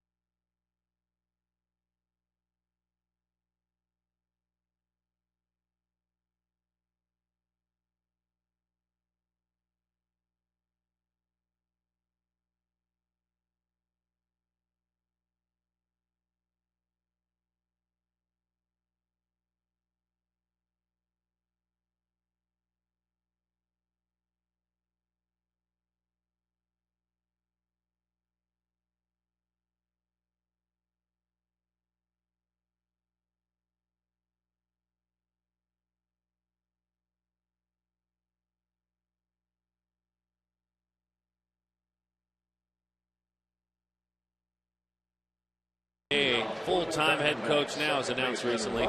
He is not ordering from that gal in front of him. No, he is not. He is talking to the head coach of the Suns, Alvin Gentry. Todd, nice get. We'll look forward to listening. All right, guys, thanks a lot. And Alvin, first of all, from all of us here who don't cover you on a day-to-day basis, congratulations. The interim tag is gone. You're the head coach. You're the man. What was that experience like at the end of the season before the word came down? I know you probably thought it was going to, but just your impressions on what happened and why. Well, it's a little nerve-wracking. It's a little nerve-wracking. I always thought that Steve and I were in a situation. We got a loose ball back here, okay? But Steve and I were kind of on the same page, and so were Robert and I. It was just a matter of time of just getting all the details worked out. But I think it's a great situation. I'm looking forward to it. It's not your first rodeo, but to be the head coach of this team in this town, what does that mean to you, Alvin?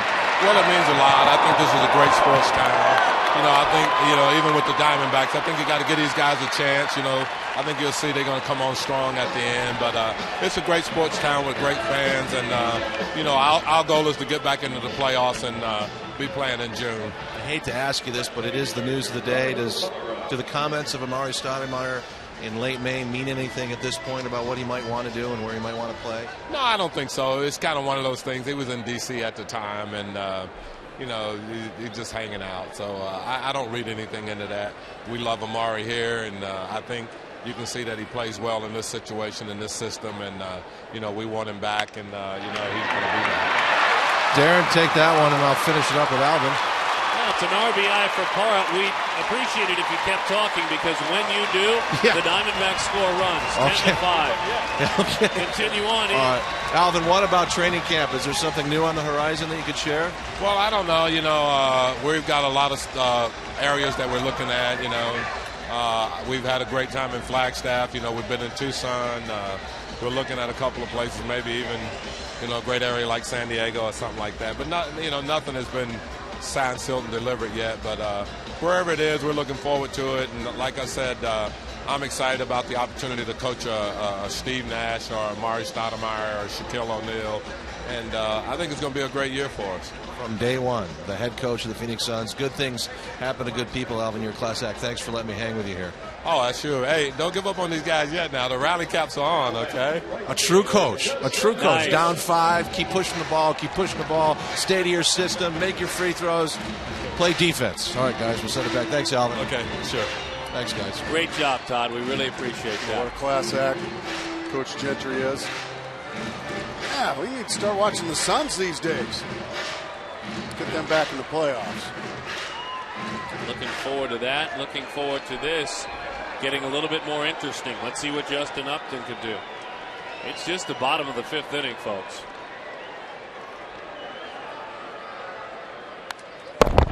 Goodness gracious, he got a fastball and took a mighty rip at it.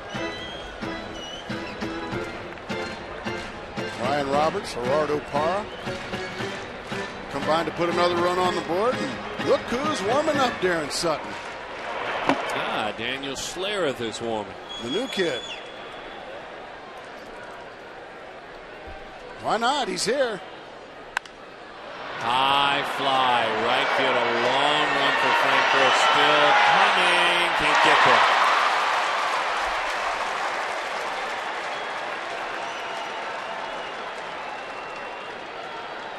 Well, Frankfurt playing deep and playing to pull, and he just finally runs out of room. That is a long, long way to run.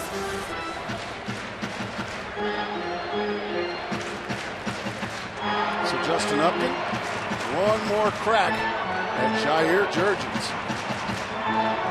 Diamondbacks starting to make a little noise here. Fans starting to get excited again. It was 10-1 just a couple innings ago.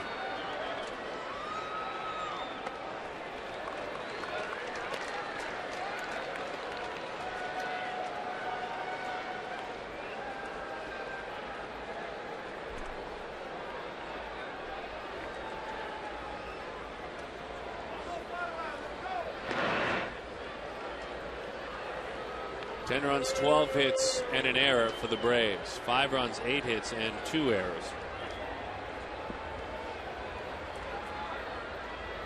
For the Diamondbacks.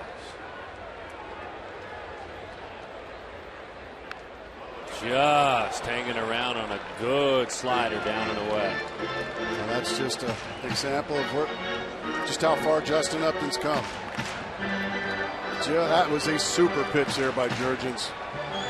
Just able to nick it foul instead of taking a mighty rip at it and pulling off of it and swinging and missing. He was able to just tip it foul. Maybe here get a mistake from Jurgens.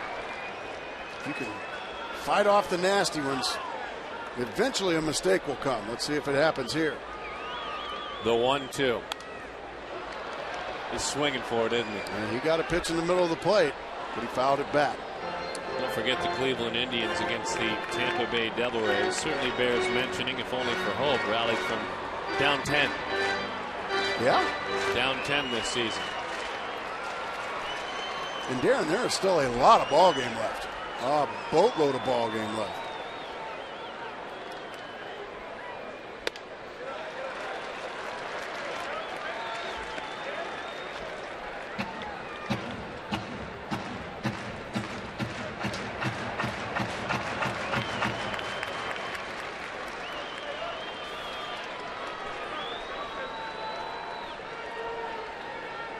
2-2 the count. Got him to chase away. Didn't get the mistake. He ended up chasing one way off the plate.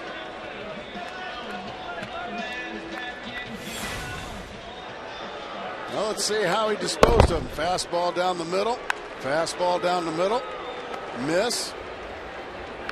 That was a tough pitch. Middle fastball. Miss. Then he gets him to chase. So he got some pretty good pitches to hitting at it bat. He just didn't get them. So funny how the tide turns, how a group of fans follow a player, whether they're watching on TV or here in person. This crowd was stunned at that strikeout. They were surprised. Earlier in the season, well, it was different. It was different. Yeah, they no were question. surprised right there that Jurgens got up to him. And in the fashion he got it. We were talking as we came on the air about the company, and mind you, very early in his career, that he is joining because of his age, and that one bounces in there. We talked about this coming on the air. Just an honor to be mentioned before age 22 in the last 50-plus years. Slugging percentage. Justin doesn't have his picture up there yet because those four deserve to. He's getting there. Look at Willie McCovey. Look Way at that. ahead of some of the greats. Wow. Stretch could hit. The 2-1. That's always one of the joys of. There's a lot of joys of going to the ballpark in San Francisco, but one of them is seeing Stretch, a regular at the ballpark. Regular. He's got his own suite. Todd Walsh.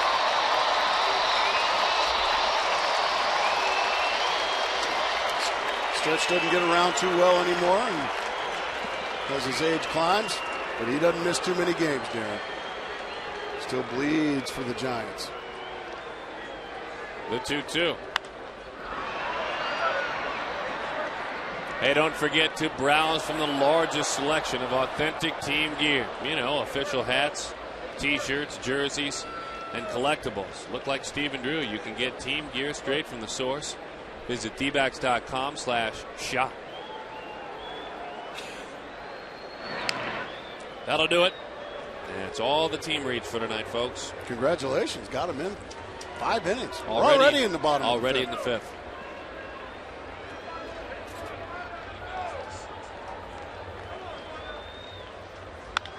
Bouncing ball. This could be two. There's one.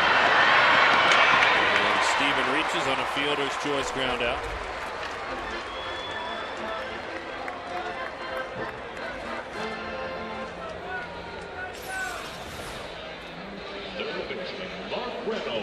Just a little bit slow getting it turned there, and Stephen Drew easily beats it at first to keep the inning alive.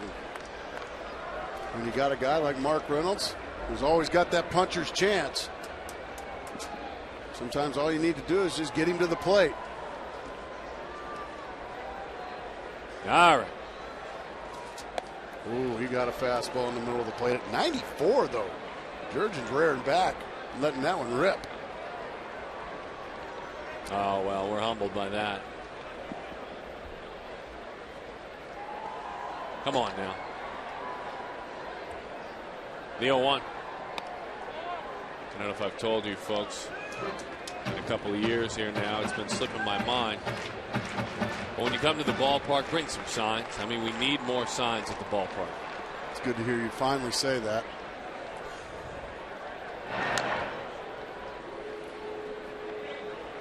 And they need to be Mark Grace signs.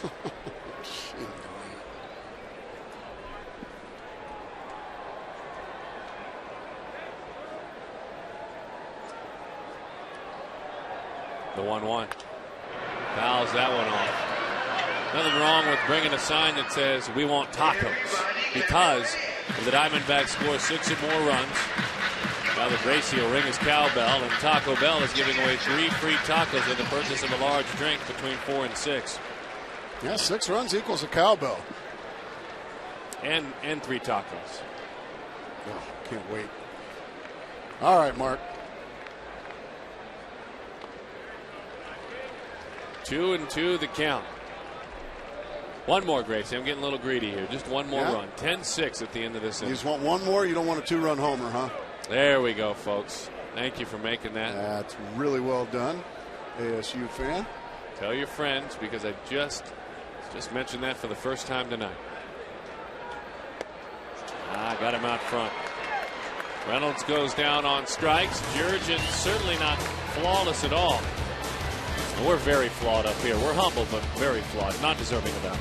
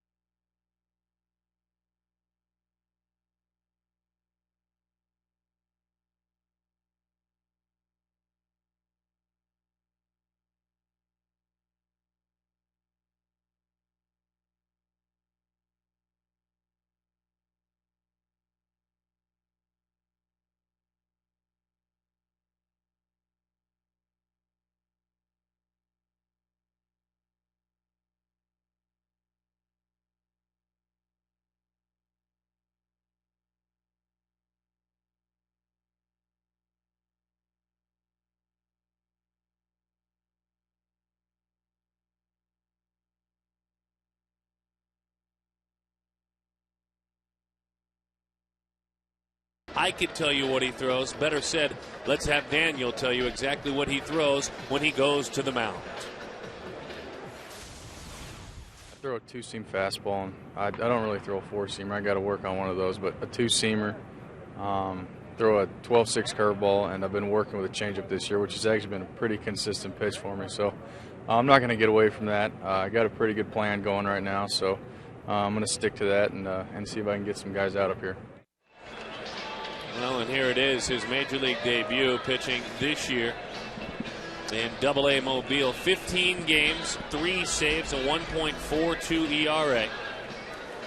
19 innings of work, just 3 earned runs allowed. Now, 13 walks. Certainly that is part of the uphill battle for this young left-hander, but 21 strikeouts. 26th overall pick. As Dad is on hand, there's Pops. NFL star Mark Schlereth, and television analyst. Man, a really good one. Well, he's got his hat on, Darren. He's ready to make his Major League debut. Stocky kid.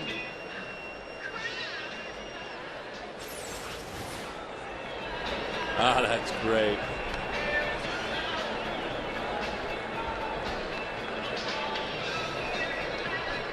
You can imagine how he's feeling right now. I think any parent can. So Daniel goes to work, and he faces a lefty in McCann. First pitch is a fastball at 92 miles an hour. Darren, I get all bound up at my son's T-ball games and my son's Little League games. I can't imagine. I mean, my ulcer's having a baby. That one misses low. 2-0 the count.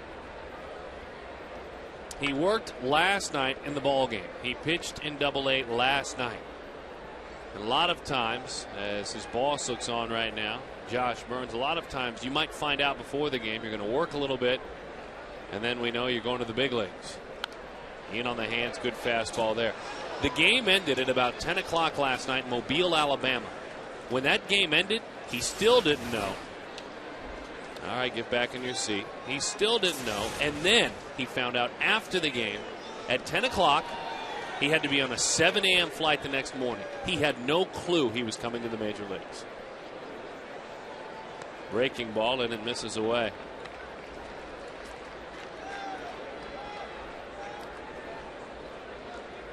I'm sure he's being told as we speak, you're all over FS Arizona.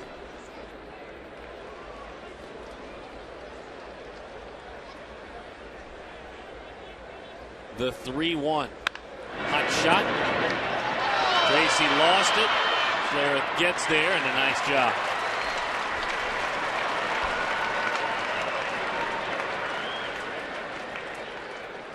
Now the first batter he faces is an all-star. McCann hammers it. Whoa, where'd it go? Get over there. So, a successful first batter for Daniel Schlereth. Now he faces another lefty with one on deck, too, in Casey Kochman.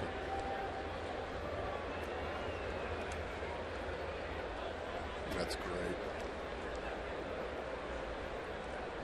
He's got some names that he is facing right out of the gates. Yeah, he's facing some darn good ones.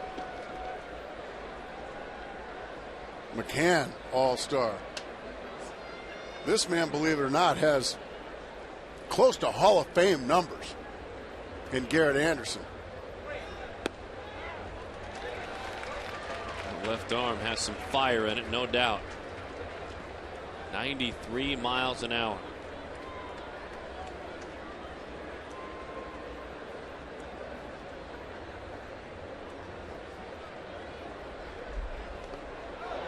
Chases a slider in the count. 1-2. Garrett will take a walk. Flip that bat up in the air.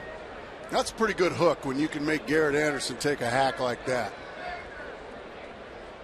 That is a pretty doggone good hook. And a hook is a breaking ball, curveball for some of you folks that are unfortunate enough to not speak Graysonese. The 1-2. That one overthrown. It stays up and in. Very good curveball does Schlereth have. In the minor leagues this year, lefties hit 200 against him. Righties 167 in Double-A. The 2-2. Grounded out to short on a backhand. Stephen Drew, and in time for the out. Todd Walsh, what do you have for us? Guys, real quickly, the reason we wound up with Alvin Gentry, and we're glad that we did, was because on my way down to Daniel's father, I was stopped by security. Didn't want to be interviewed tonight. Normally I'd say, come on, I've talked to parents who are watching their sons make their major league debut for almost a decade here, but not of the magnitude of that man right there. I think he wants his son to have the spotlight. I kind of like it. Nope, needs to be interviewed. You didn't like that, huh? Come on the air with us. Come on, Mark. No, you're right. You're right. He's got enough. He's got enough going on inside right now. Trust me. The 0-1. Over the top. 0-2 the count. Good fastball there from Daniel Schlereth. Yeah, he wants to watch and watch closely. Todd, he has proven that to us, and as we have watched him.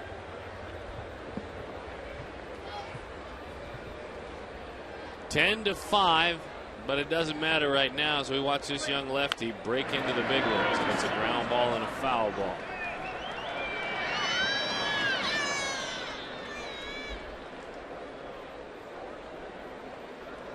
Yeah, all these guys have been through it. Max Scherzer, Billy Buckner. Oh, your first game, goodness. A long time ago for me, but I remember like it was yesterday, Darren. Pretty good debut, wouldn't you say? Had him reaching for a slider. Daniel Schlereth and family. But more importantly, Daniel Schlereth. Welcome to the Major Leagues.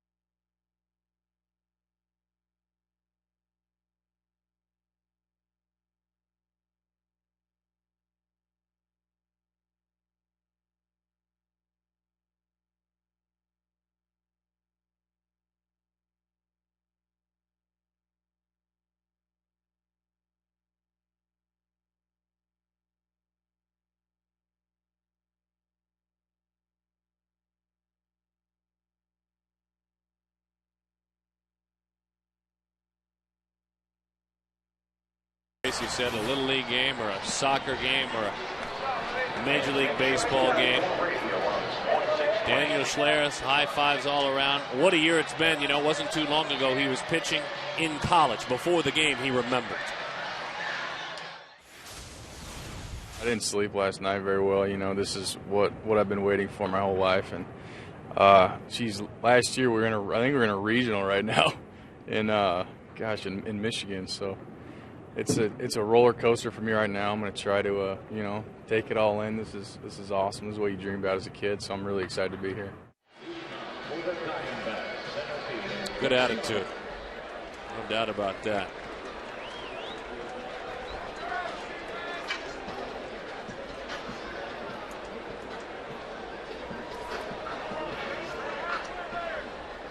So Chris Young leads it off. Jeff Bennett takes the baseball. Hard thrower, Jeff Bennett. A lot of fastballs.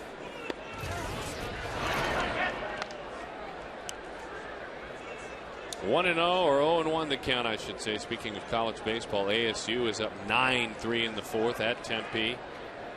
And they're regional on top of Kent State.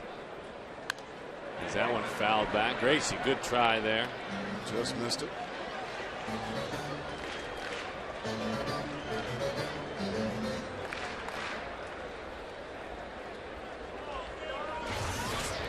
Tough day for San Diego State in their regional. Getting it started. 5-1 loss to Virginia, Gracie. Hang in there. Bennett to the stretch, and here it comes to Chris Young. That's my favorite thing, when he immediately goes to what I have now dubbed denial play-by-play. Just missed. We call that denial play-by-play up here in the booth. 1-2 the count.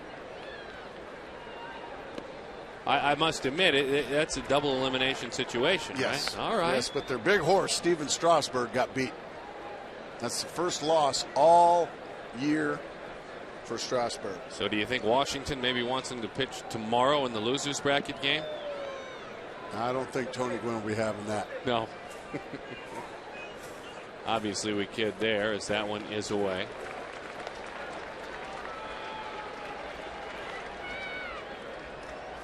Now he can throw, correct?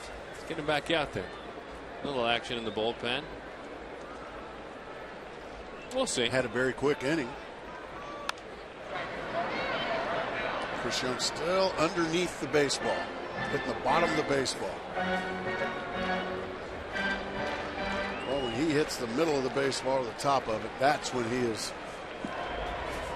so dangerous. That's when those balls sail way out of here.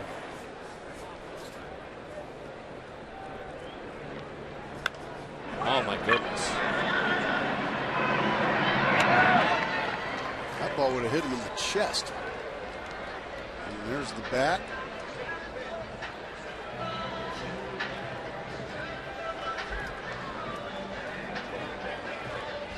Wow. Talking about a pitch in your kitchen. This is a 3-2 pitch. I mean, that ball way in on him.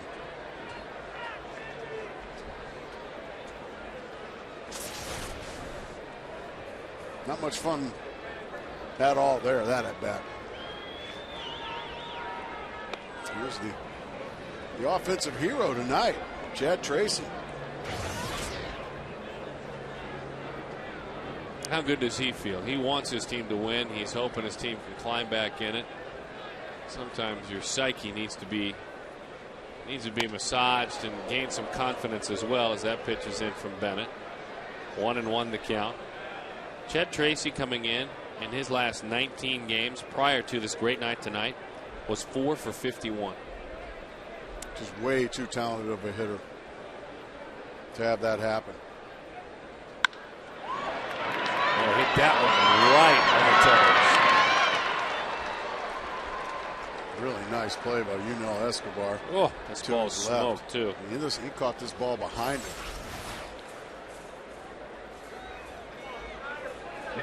Chris Snyder.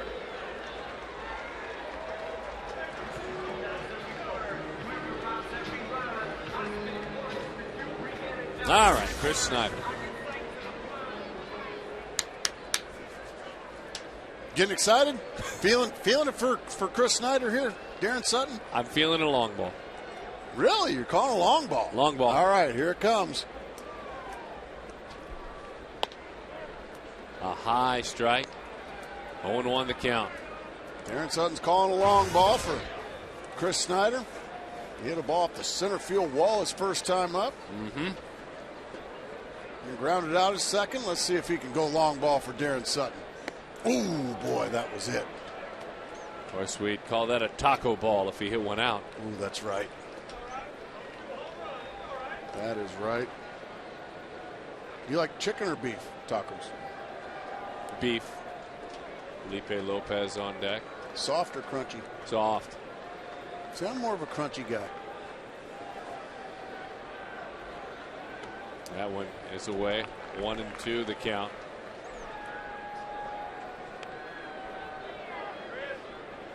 Fire sauce, by the way. Oh, yes, definitely fire sauce. The hotter, the better. Still believing at 1-2, by the way.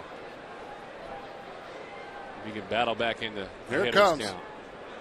Oh, get out of here. Oh. Dag nabbit. Good try, Darren. Schlereth, looks like he is done. John Roush is coming on.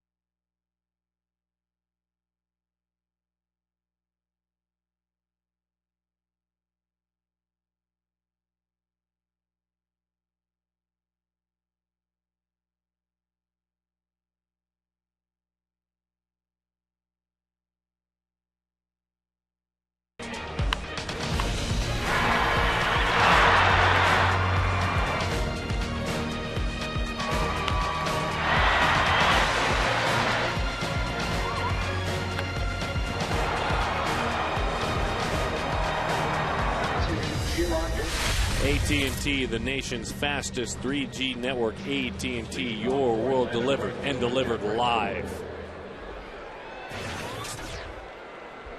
John Roush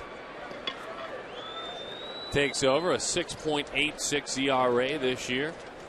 And for the big fella, his 24th appearance of the year.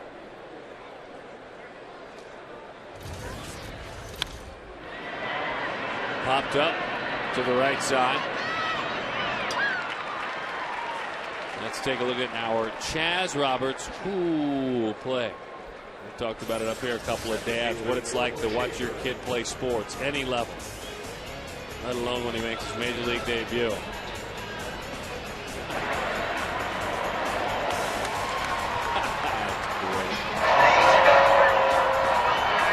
Good luck from family and friends and loved ones.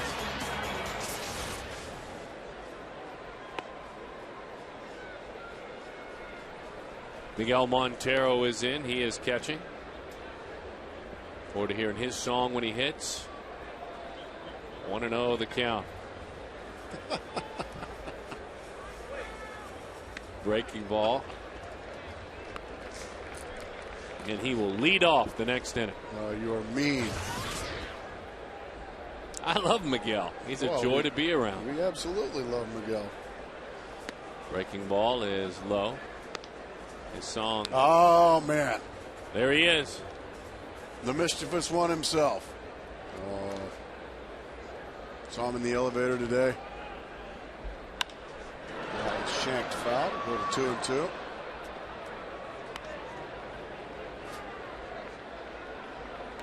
Look at that. She is a happy gal looking at Baxter. Baxter probably breaking out the matches for a hot foot somewhere. You don't ever sit too still at the ball game.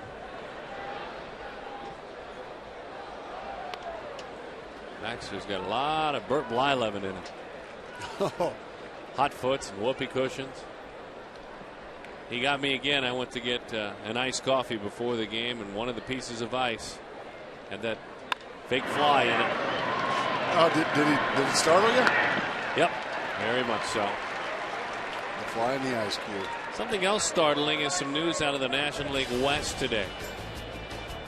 You can look at it a couple of ways, but one way to look at it, as Clint Hurdle is relieved of his duties, is that the two managers that managed in the National League Championship Series 2 seasons ago are no longer managing their respective teams, in Bob Melvin and Clint Hurdle.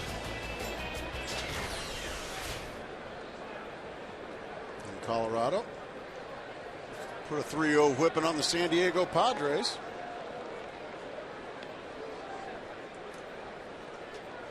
In Jim Tracy's debut as the Colorado manager. So that means it was a great move, right?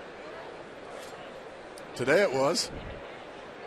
That one sails away. I liked Clint Hurdle. I think he, shoot, anymore, Darren. You go over 7 years as a manager, that's pretty good. I mean, I think that's really good, because there's no such thing as being allowed to have a 3-year plan anymore. You better win and win now, or you're getting fired. Gas. 2-1 to count to Norton.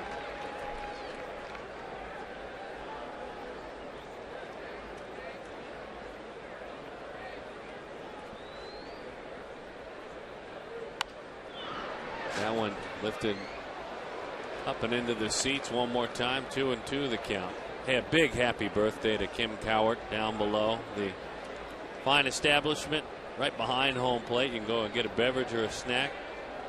And Kim is so good to the folks that visit. Good to us up here as well. Kim, happy birthday.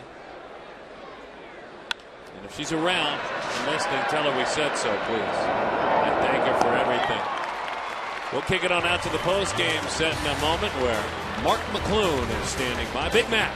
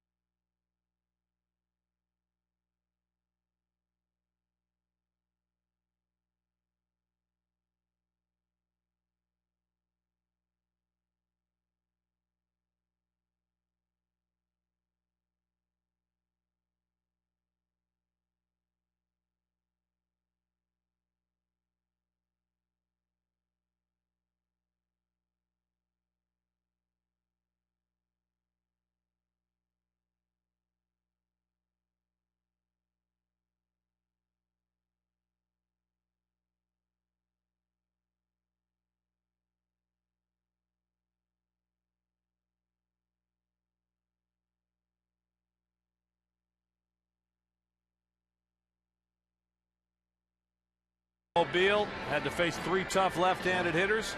Got all 3 of them out. Nice debut for him. We look forward to hearing from him and hearing from the 2 of you on Quest Diamondbacks Live after the game. Guys? Thank you very much, guys. And we will kick it on out to you when this game comes to an end. I don't know. You want to kick it on out to him now? I'm taking the rest of the way. As the call to the bullpen is answered by Peter Moylan. The right-hander, our Verizon Wireless call to the bullpen.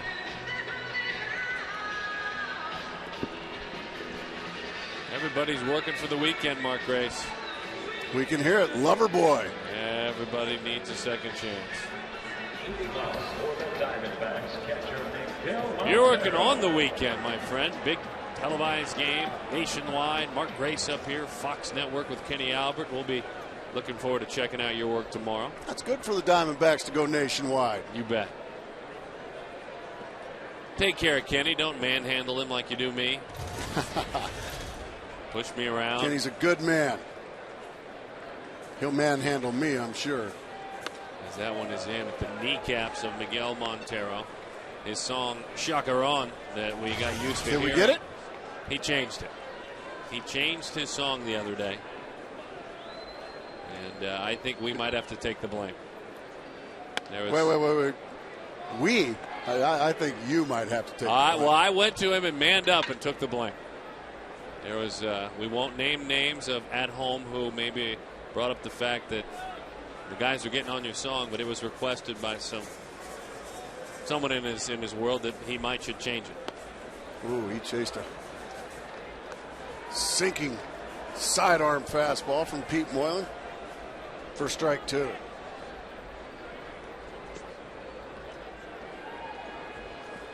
One and two the count. I just feel bad. It's been his song since Double-A. Well, you should feel bad because you were very hard on him. I think that is a fine tune. Way to stand by me. My time of need. No, not true. It's not very good. 2-2 the count. Yeah, I'm honestly very excited that we're never going to hear it again. Look out. Well, you need base runners now, Darren. You've only got 9 outs left. Miguel Montero's now worked it to 3-2. You need some base runners, walks, hits, somehow, some way. You got to put some pressure on these Braves. 3-2. Little topper. It's a foul ball. I'll tell you this, I'm pulling for Miggy now harder than ever. Well, you don't want him to. You know, what if he goes into a slump because he doesn't have his hitting song? Don't start. Yeah, you really want him to do well with a different song. The 3-2. There Outside. you go. That's the there song. You go. It's got to be that new song. Attaboy, Miggy. Todd Walsh, what do you have for us? Guys, if you don't mind a cheap promotional announcement for our new show. You've heard of, I'm sure it's called The 10th Inning. And the second installment debuts on Sunday at 4 o'clock, and then it'll air about 8,000 times here on Fox Sports Arizona. And I really hope you check this one out. Got a great story on a ticket program, that the Diamondbacks have put together that will, I think, move you. Brad Steinke talks to Glenn Sherlock about surviving. And then there's this. See this base here that Matt Williams is autographing today? Mark Grace, does that base look familiar to you at all? In any way, shape, or form? I saw my autograph on it. Yeah. Whose is it? Well, is it yours? No. That's a foul ball. You had your foot on it for 3 innings that night in November, right? Game 7, 2001 World Series. That's the final base that Luis Gonzalez put his cleats on. Wow. Yes, and a guy by the name of Tom Corcoran invited us over to his house after we saw our first show with superfan Frank Gennario and said, I got something that Frank doesn't have. I've got the base that ended the World Series. Gonzo touches on that base, correct? Yeah. It's a base hit. That's so cool. It is, isn't it? And he did not have a Matt Williams autograph on it. He's been trying to get a bunch of guys, and Matt had, I guess, escaped him, for lack of a better word, for years. And Matt did it. Until tonight on the pregame show. Matt's good about autographs. Yeah, Matt had said that he didn't sign bases.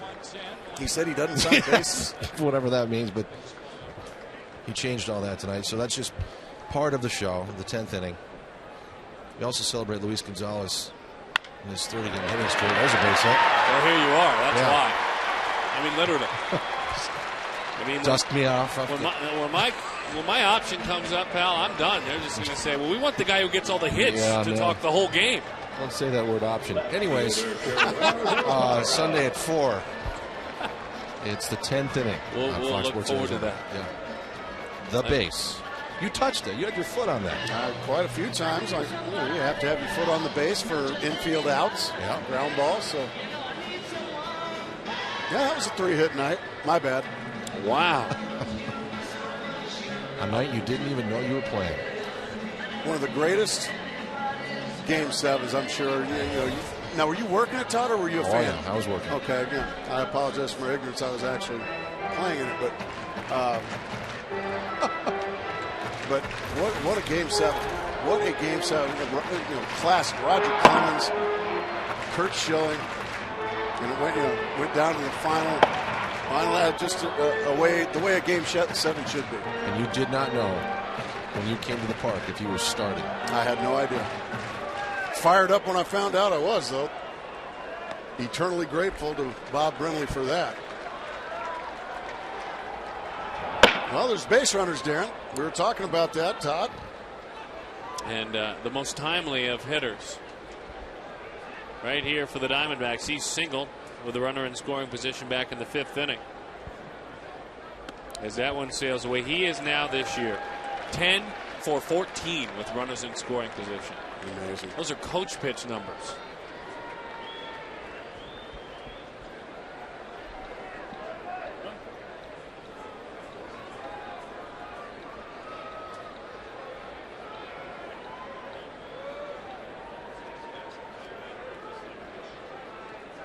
Two 2-0 the count. That one grabs the corner.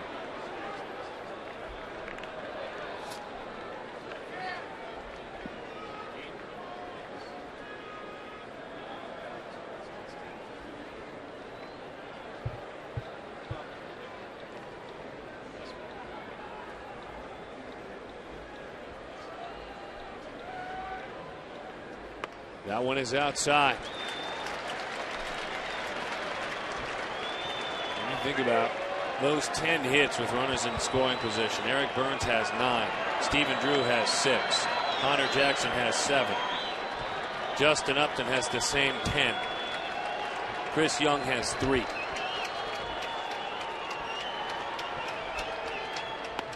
That's a good pitch over the outside. 3-2 the count.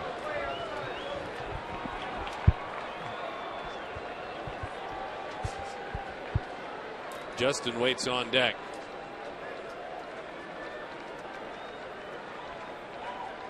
Grinding on the future Hall of Fame skipper as this ball game, trying to put it to bed.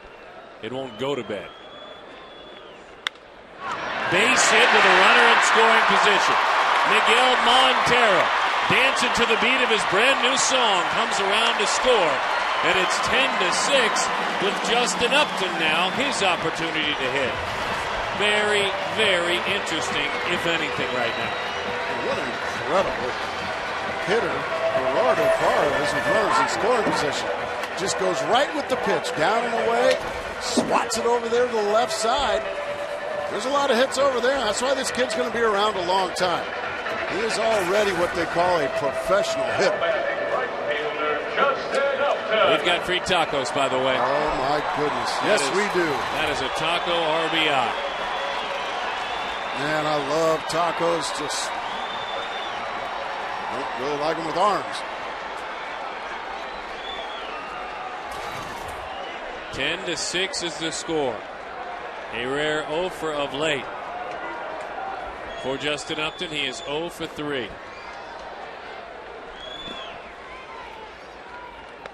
That one in from Moylan.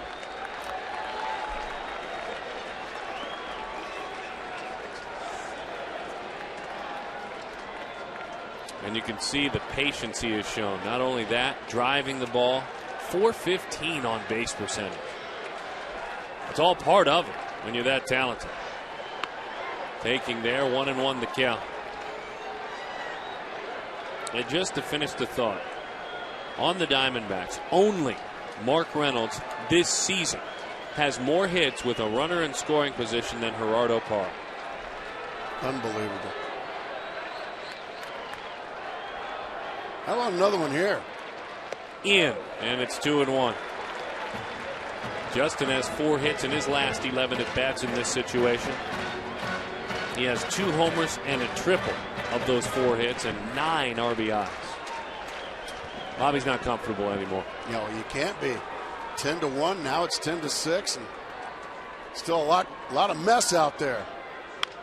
Bouncing ball. Let's see how many they get. Double pop. The throw. They got him. A double play. A huge double play. So that sinker with an over-aggressive hitter trying to be a hero, and it's a double play started by Chipper Jones. So a tough night for Justin Upton. He just chops one into the ground. Parra went in as hard as he could. Kelly Johnson still hurting as Parra went in hard. Upton just couldn't pull it off. Moylan Dunn will step aside, 10-6.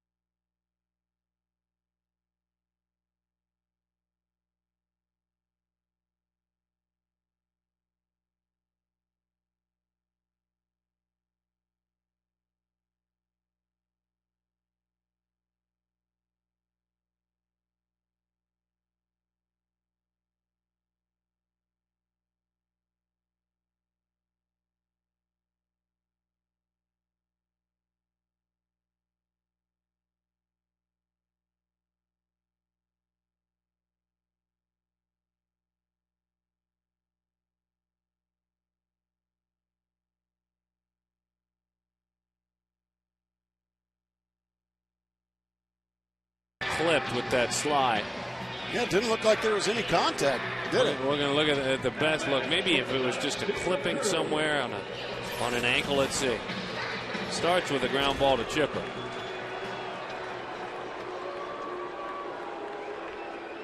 Parra goes in. He looks like he misses him.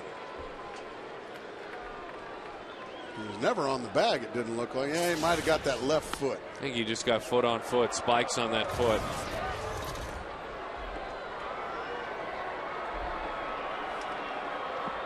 So let's hope Kelly Johnson's all right. He'll be just fine. Good to know.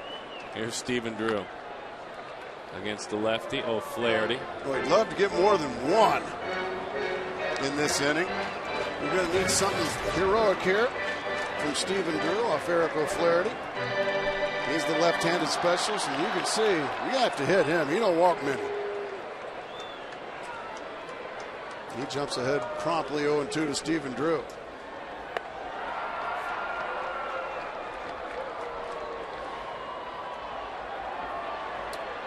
Trying to be a bunch that packs their lunch when they go to work. And, of course, got to clean up your garbage when you do that. Good night. That rally ended quickly. Just one in the inning. 2 more shots already at the end of the 7th.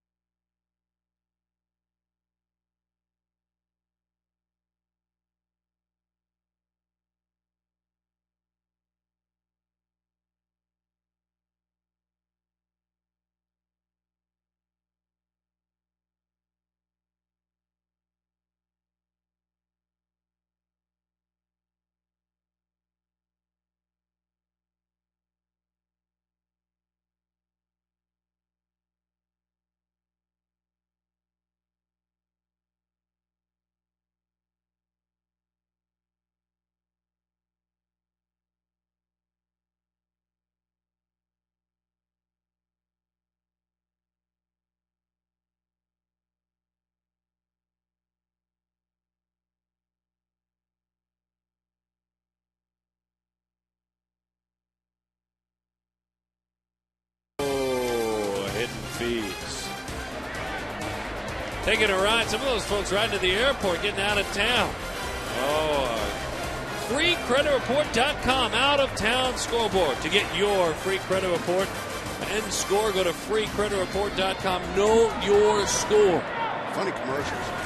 The Cubs have defeated the Dodgers 2-1. And the Rockies, well, they are in the managerial debut for Jim Tracy, a 3-0 lead, and that one a final 3-0 win. And the Giants over the Cardinals 4-2. Well, the Dodgers just can't score without Manny, can they? Yeah, it's been a tough go of it. Juan Pierre's I'm teasing, folks. Only hitting .490. Good to see Juan Pierre finally getting a chance. And when Manny comes back, he'll go right back to the bench. Roush with a strikeout of Johnson. Come on, Gracie. That's not the kind of talk I appreciate. Why's that? Positive talk. Well, somebody's going to have to go to the bench when Manny comes back. What about Juan Pierre? He's got to play. Okay, so you're going to sit Matt Kemp. Well, who else is there? Well, Andre Ethier. All right. Well, that's a shame that Juan has to go to the bench. hitting .394. Hitting a million. I will tell you this, for a guy who was used to and craved to play every day like Juan Pierre, it was excruciating for him the last couple of years. And we're always careful when we say it. He's in the major leagues. He makes a great salary. Yeah, but it's not about that when you talk Juan Pierre. Does that make sense what I'm saying? Yeah. Absolutely. You want to play. You know, Escobar got something in his eye. Might be playing possum, though. These ball players have been known to play a little possum. Oh, man, there's something in my eye. Really? Steve Finley was famous for that. He talked the pitcher into throwing him a fastball because he thinks he can. We called him wind talker. Got the fastball. He hit it hard. Look at Ryan Roberts play baseball. That's what I'm talking about. Yeah. See, he got him. He got him to throw him that fastball, and he whacked it.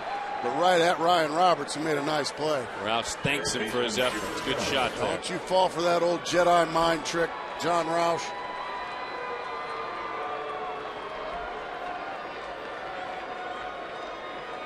And now Chipper Jones. It's like those guys that fake like they hurt a hamstring or a calf or an ankle or something as they beat out an infield grounder or something. Oh, and the trainer comes out. First pitch, they're off to second base, stealing it. Who did we catch doing that a couple of Russell years Martin. Oh, that's right. MVP candidate. We called it, too, that he was playing possum. Uh-huh. You were right on that one. Breaking ball, a good pitch there. Chipper Jones, .310 in his career. .408 career on base percentage. 412 home runs. That cut fastball grabs the inside corner, 1-2. 2,316 hits.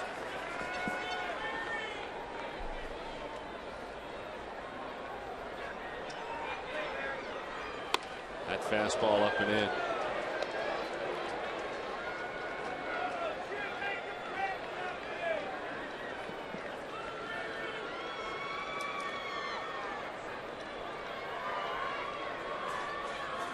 That one is low and in.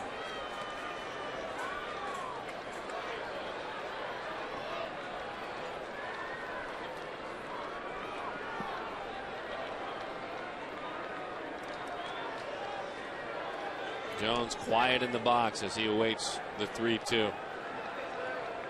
Bat wags, but then he just stops and settles in.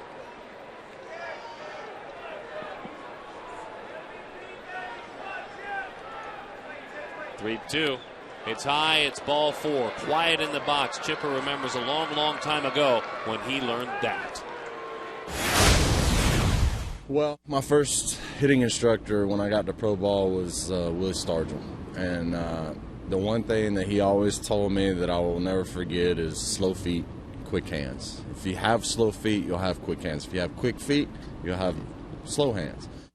That is just one piece of advice that I would give young kids. Just think, whenever you take your stride, think of like you're stepping on an egg. Just real slow, real light so that your head doesn't move. It's hard enough to hit 90 miles an hour at this level when you're standing perfectly still. But if your head's moving up and down, moving forward and back, it's doubly tough. That is 100% correct. Because if your head's moving, the ball is moving. So that is perfect advice from what a lot of people think may be just the perfect ball player. Hanging breaking ball. Jones out front of the move. Long strides as he heads to third. So for McCann, a single. Runners on first and third with 2 outs. Left fielder Garrett Anderson.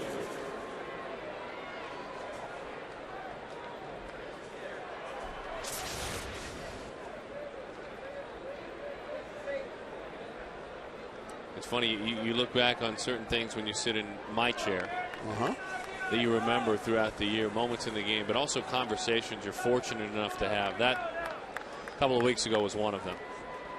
You get a chance to talk hitting with a guy like that. And I don't know all the right questions to ask, but he kind of takes it and runs, as you well know. That's all you need to do. Just lob him the softball and let him go.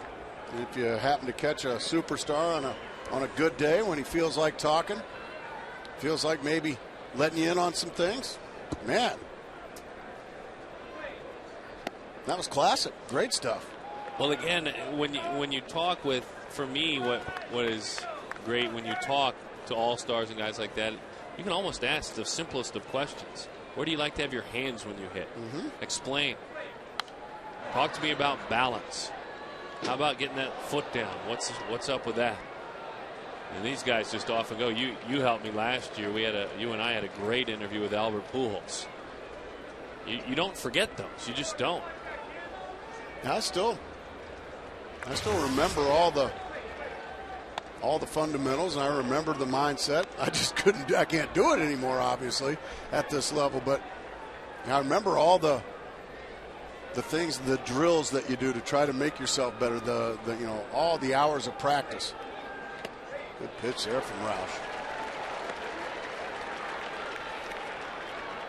And not everybody's the same, and that's the beautiful part of baseball. Everybody's different. Stances are different. Game plans are different. And John Roush is not gonna pitch like Daniel Schlereth. A couple of good innings there from Roush. You bet. Last time he went 2 innings, July of 2007 at Philly. He just picked up his teammates.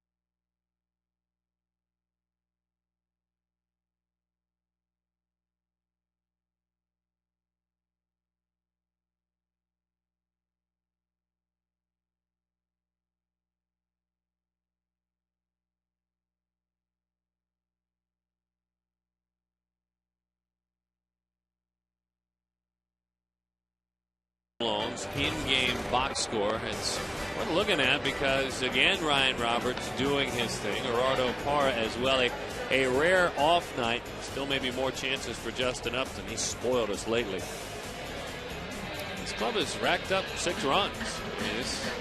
That's been a good night again offensively. It was just a really tough outing for John Garland. 2 2/3 innings, 8 earned runs overall. Hey, you got 6 big outs left. And you're going to have to do it against one tough hombre. And Rafael Soriano, you can see the numbers. He has been just lights out this year for the Braves. Hard thrower, split finger, slider.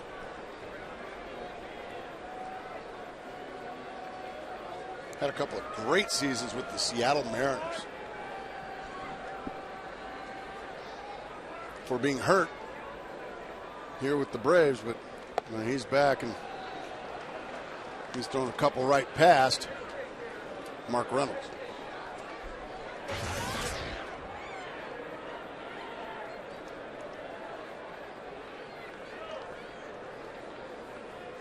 I think the thing that maybe is frustrating a bit is Jair Jurgens came in with an ERA just over 2. And they chased him. I mean, Jair Jurgens with one of the best ERAs in the National League, and it's almost June now, folks. Went 5 innings, gave up 5 earned runs. By far his worst outing. But these Braves came and swung it early in the ball game. Bullpen's been terrific tonight for the Diamondbacks. It's good to see. Rosales 2 1/3, 1 run. Schlereth a perfect inning, and Roush 2 big innings. Again, if you didn't hear me, folks, the last time Roush went 2 innings, July of 2007. That's huge.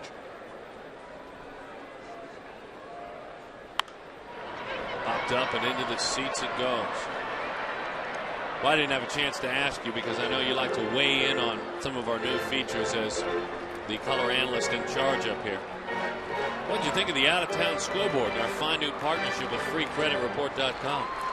Loved it. All right. Loved it. Looking forward to doing it every night. Funny commercials. We're going to shake it up, though, a little bit. Not just going to do the West. No? Nope.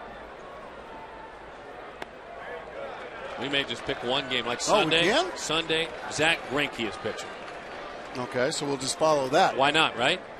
I think you have to. Get to see Kansas City here in a few weeks, folks. Get to see Zach Greinke on this channel. We're looking forward to seeing him pitch. There's Kansas City. He didn't pitch tonight. Who was the blowtorch that gave up 11 innings there? You know, I'm looking for you, pal. Gas. Goodness gracious, right by Mark Reynolds. Well, our Quest high-speed pitch tonight. Brought to you by Quest High-Speed Internet. Jair Jurgens, 94. John Garland, 90. Brian Bannister had a tough night for the Kansas City Royals. Good guy, but a tough night. His ERA, giving up 7 runs, went to 3.64. So having a good year before tonight. But he wasn't alone. Can't really call him a blowtorch, then. No, Sidney Ponson was. He came in, went 1/3 of an inning, and gave up 4. Yikes. Oh, Sir Sidney. Sir Sidney. Don't be knighted.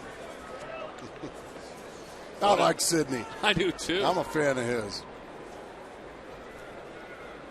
So a really tough night. The White Sox roll 11-2. But again, I think on Sunday, if I know you have your mind on that big network game tomorrow, but if you could just jump ahead a game. Okay. I think we need to focus on Greinke on the Sunday FreeCreditReport.com out-of-town scoreboard. Done deal. See what I get with the color analyst in charge up here. This is how it works each day. Is that one is poured in there. If he signs off, that's... Well, I'm looking forward to it, following Zach Greinke. You going to talk about him tomorrow on the Nationwide show? I think, well, probably not. The 2-1. Maybe. It's pretty good. Young goes down on strikes. Oh. Strike 2. 2-2 the count. Attaboy. Really thinking about that freecreditreport.com out-of-town scoreboard, aren't you? I'm looking up Zach Greinke's number. That's why I just rung up Chris Young. The 2-2. Now. Just a foreshadowing of events, folks. My apologies. Well, he just took a fastball right down the middle. Obviously looking for something else. I mean, this is just center cut.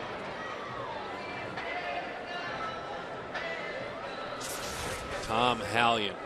Ringing it up. Hundreds of pitches thrown. Hours have ticked away off the clock. Got to be exhausted. I love that. He's got the emphatic ring up.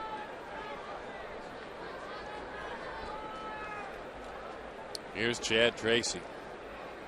Chad, tonight, if you're just joining us, singled in a run in the second inning, hit a 3-run homer in the fourth. Just moments before that, he lost his game bat into the stands. It sent a fine gal sprawling, diving out of the way. A fan above her who ended up with the bat, then gave it to her. Kind of a good mojo moment. As that one is lifted, shallow left, and the mojo continues. I'm telling you, creates good things, Grayson. But helicoptering your bat into the stands. No, this right here. It's our Jack in the Box, think outside the box. Here's the bottom line. Think outside the box and be kind when you come to the ball game. If someone nearly gets hit by a bat. Oh, that's great. That is great. The boss comes over. The boss will come over and sing your praises. And then you homer if you're Chad Tracy. And he needed tonight. He needs his team to win. But game. This guy needs to be back in the lineup tomorrow. It was Felipe Lopez pinch hits. Yeah, you hate to see him take 6 games off because he was hot. I mean, he's hitting 323. You hope that didn't throw a wrench in his engine, taking 6 games off.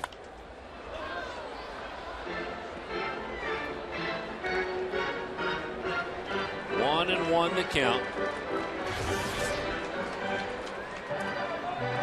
Hamstring was tweaked up in Oakland. Running to first on a base hit. And the number's good all around for Lopez. The 1-1. Bouncing ball. And to the bag goes Kochman. At the end of 8, the Braves 10. The Diamondbacks 6. You bet that's a Suvi.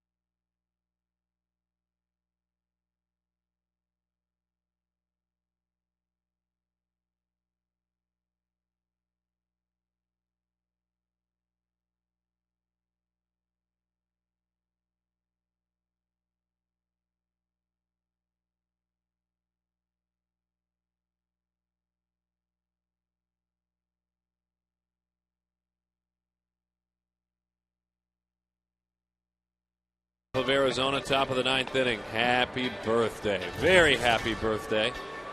Hey, don't forget, coming out to the Tempe Marketplace and be a part of our live audience for the Quest Diamondbacks Live post-game coverage. Now, we'll broadcast live from the main stage, and don't forget about the drink specials brought to you by Miller. That's Big League. It is Big League. At the District at Tempe Marketplace. One of my better memories from visiting there. Obviously visited a lot just during the winter and shopping with the kids, but you and I going out there and emceeing a pep rally before the Diamondbacks started postseason play in 2007. Incredible night. Signs and fans as far as the eye could see. So head on out there and recapture some of that magic. Augie Ojeda, by the way, is at third base for those of you keeping score at home. And as you look at the batting order, Ojeda bats in the 7th slot. Mark Reynolds is over at first base, which, according to the man that sits to my right, suddenly makes him a better defender and athlete. Good to see you coming around to my way of thinking, Darren. Clay Zavada, the left-hander for Arizona, the pride of Streator, Illinois. And the man who already has a bit of a cult following takes over, as that one is high to Casey Kochman. 2-0 the count. Clay is making his 4th appearance on the year. His ERA is 0. He has had some struggles with regard to inherited runners as he fires a pitch high to Casey. 3-0 the count. Clay has inherited 6 runners and 5 have scored. That's a big league stash right there. Wow. He's really got it twisted up. Clay's still not quite, Raleigh fingers or that gentleman. He's just kind of got it going. Once he gets a full circle, then it's him to chase a high fastball. Casey Kochman. Funky motion, huh? Yeah, he's got some funk to him. I mean, he smells just fine, but he's got some funk to him as far as his delivery. Got him over the outside corner, and Tom Hallion let everybody know all the way to Tucson. They heard that Casey Kochman was out. Let's listen. Love this.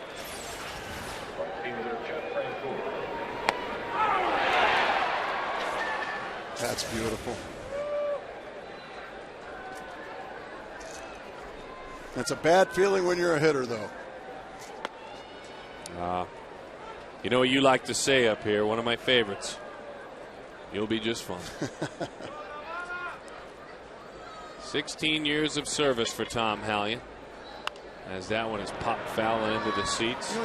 Even though Clay Zavada doesn't light up a radar gun, 88, 89 with his fastball, he does get the ball past hitters. He's got some funk to him. That ball just kind of gets on you a little more than you think. There it is again. That's what you're talking him about. Up with 88. He's got a very good changeup as well that you may just see right here.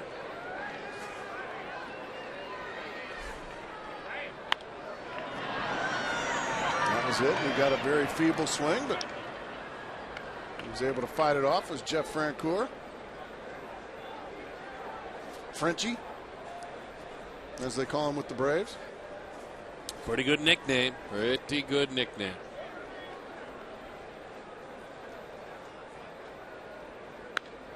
That one is good fouled change off. up and another really good job of just battling and fighting it off there by Francoeur. Infield, outfield, straight. The 1-2. Got it. All right. So you can make when you throw a good changeup like that fastball at 88 all of a sudden looks a lot quicker, and then you climb the ladder, go letter high, and right by Jeff Francoeur. That was a heck of a sequence right there by Zavada. A couple of strikeouts here for the Illinois native. Now he's going to face Jordan Schaefer. Talented kid, but he can strike out. Breaking ball. He waited as long as he could and pulled the trigger. And then hit it that far? He put a pretty good poke on it. Are you kidding me? I thought that was going over the Diamondbacks dugout. 0-1 the count. No, nearly had home run distance. Goodness sakes. The 0-1. Gas. Got it up to 89 that time. But see, he's elevating. He's going around the letters, and that is tough to catch up with. He's feeling it out there, Darren. Take a deep breath. Attaboy, Clay. What do you got for him? What do you got for Jordan Schaefer? The 0-2. Fastball. Beat him with the fastball there, able to just shank it foul. You know what we're looking for here? What are we looking for? We're looking to build the Hotel Zavada, where they have fabulous service. Oh, my goodness. You think we're going to do it? We'll see. Oh, I wanted to see Tom Hallion ring it up. 1-2 the count. They haven't cut the ribbon on the hotel yet. But when they do, they have a lot to talk about. Breaking ball. You see, at the Hotel Zavada, they pride themselves with their service. Clay stands at the door and opens the door for you. And as you pass by, he says, you need to enjoy your day. You need to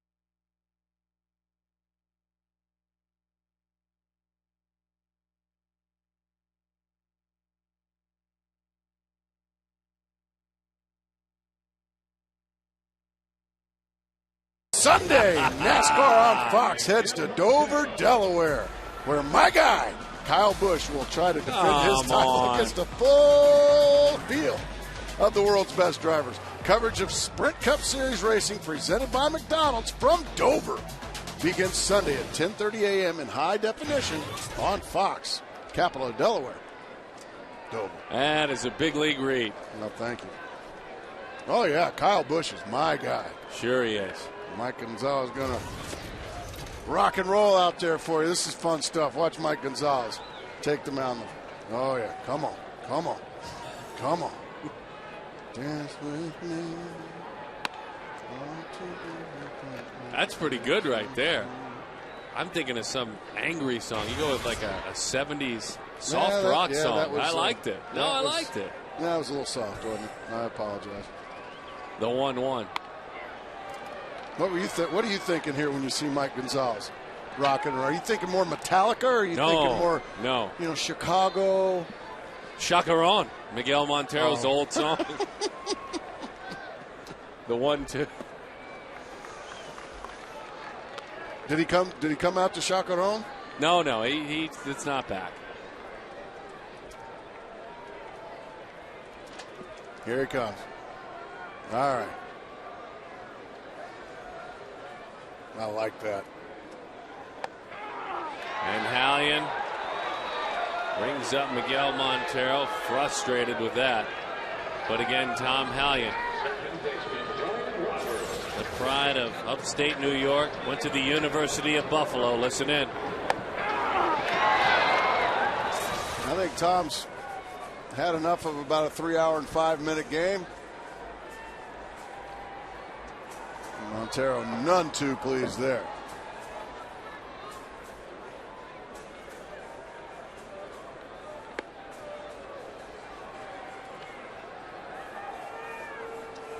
Good to get to this point in the game. And you can settle in and read the umpire media guide. I love the umpire media guy. What else you want to know about Tom? Well, I know plenty about Tom. He rang me up plenty of times in my career. Trust me.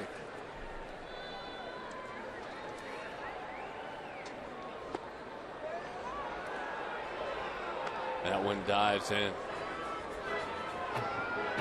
Now Tom, University of Buffalo, as we said, in high school. He lettered in baseball, football, and basketball. He also serves as a vice president with the financial services firm Morgan Keegan. No kidding. Smart guy.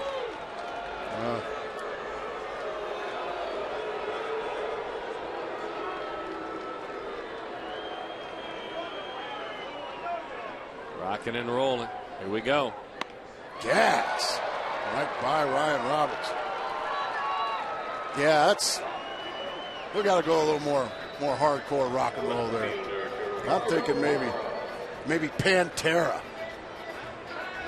Pantera, not. Oh man, not Dance with Me by Orleans from the 70s. No, like respect. About maybe some. What do you say? About maybe some bread. David Gates. No. Bread. I remember bread. Breaking ball, and it's a strike.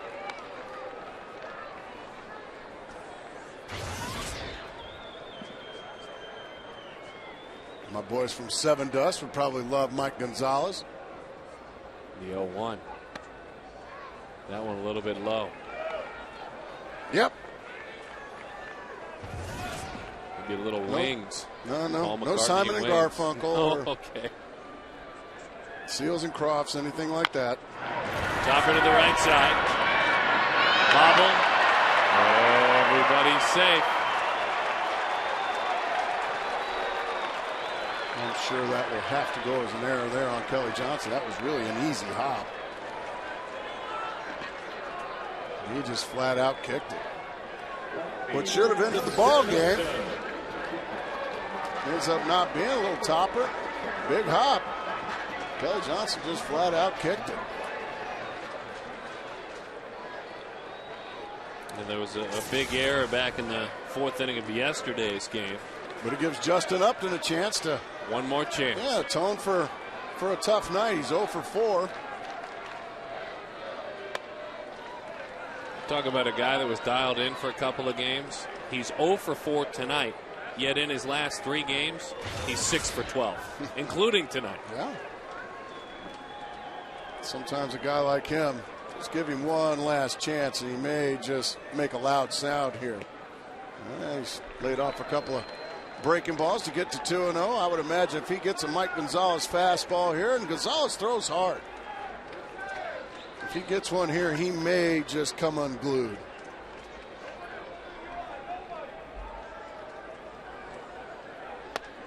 Ball 3. Parra's going to cruise into second base.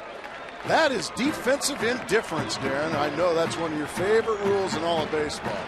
I hope you're watching, Mr. Garagiola. I hope you're watching. I'll say for you, we either one of us can't stand that rule. That's ball 4. Defensive indifference. My 70s love song. Stephen Drew got Gonzalez, and that would make things really interesting. Yeah, remember when this one? Tied the ball game.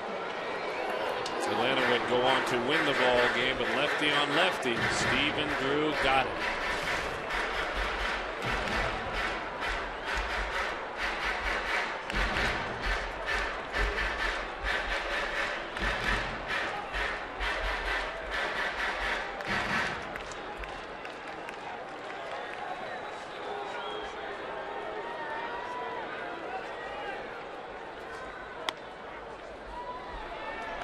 He takes a strike.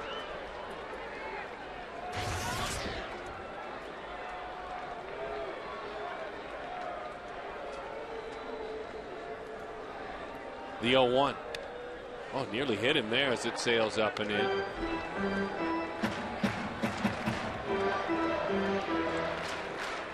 Mark Reynolds on deck. Of course, Mark Reynolds, should he get the opportunity, need a tying run. High. 2-1 the count.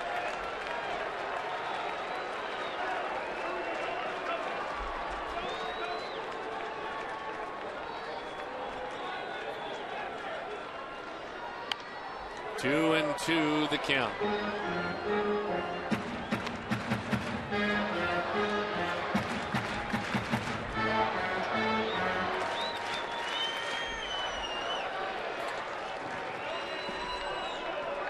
To extend the inning, extend this ball game, as we were saying earlier, make things interesting.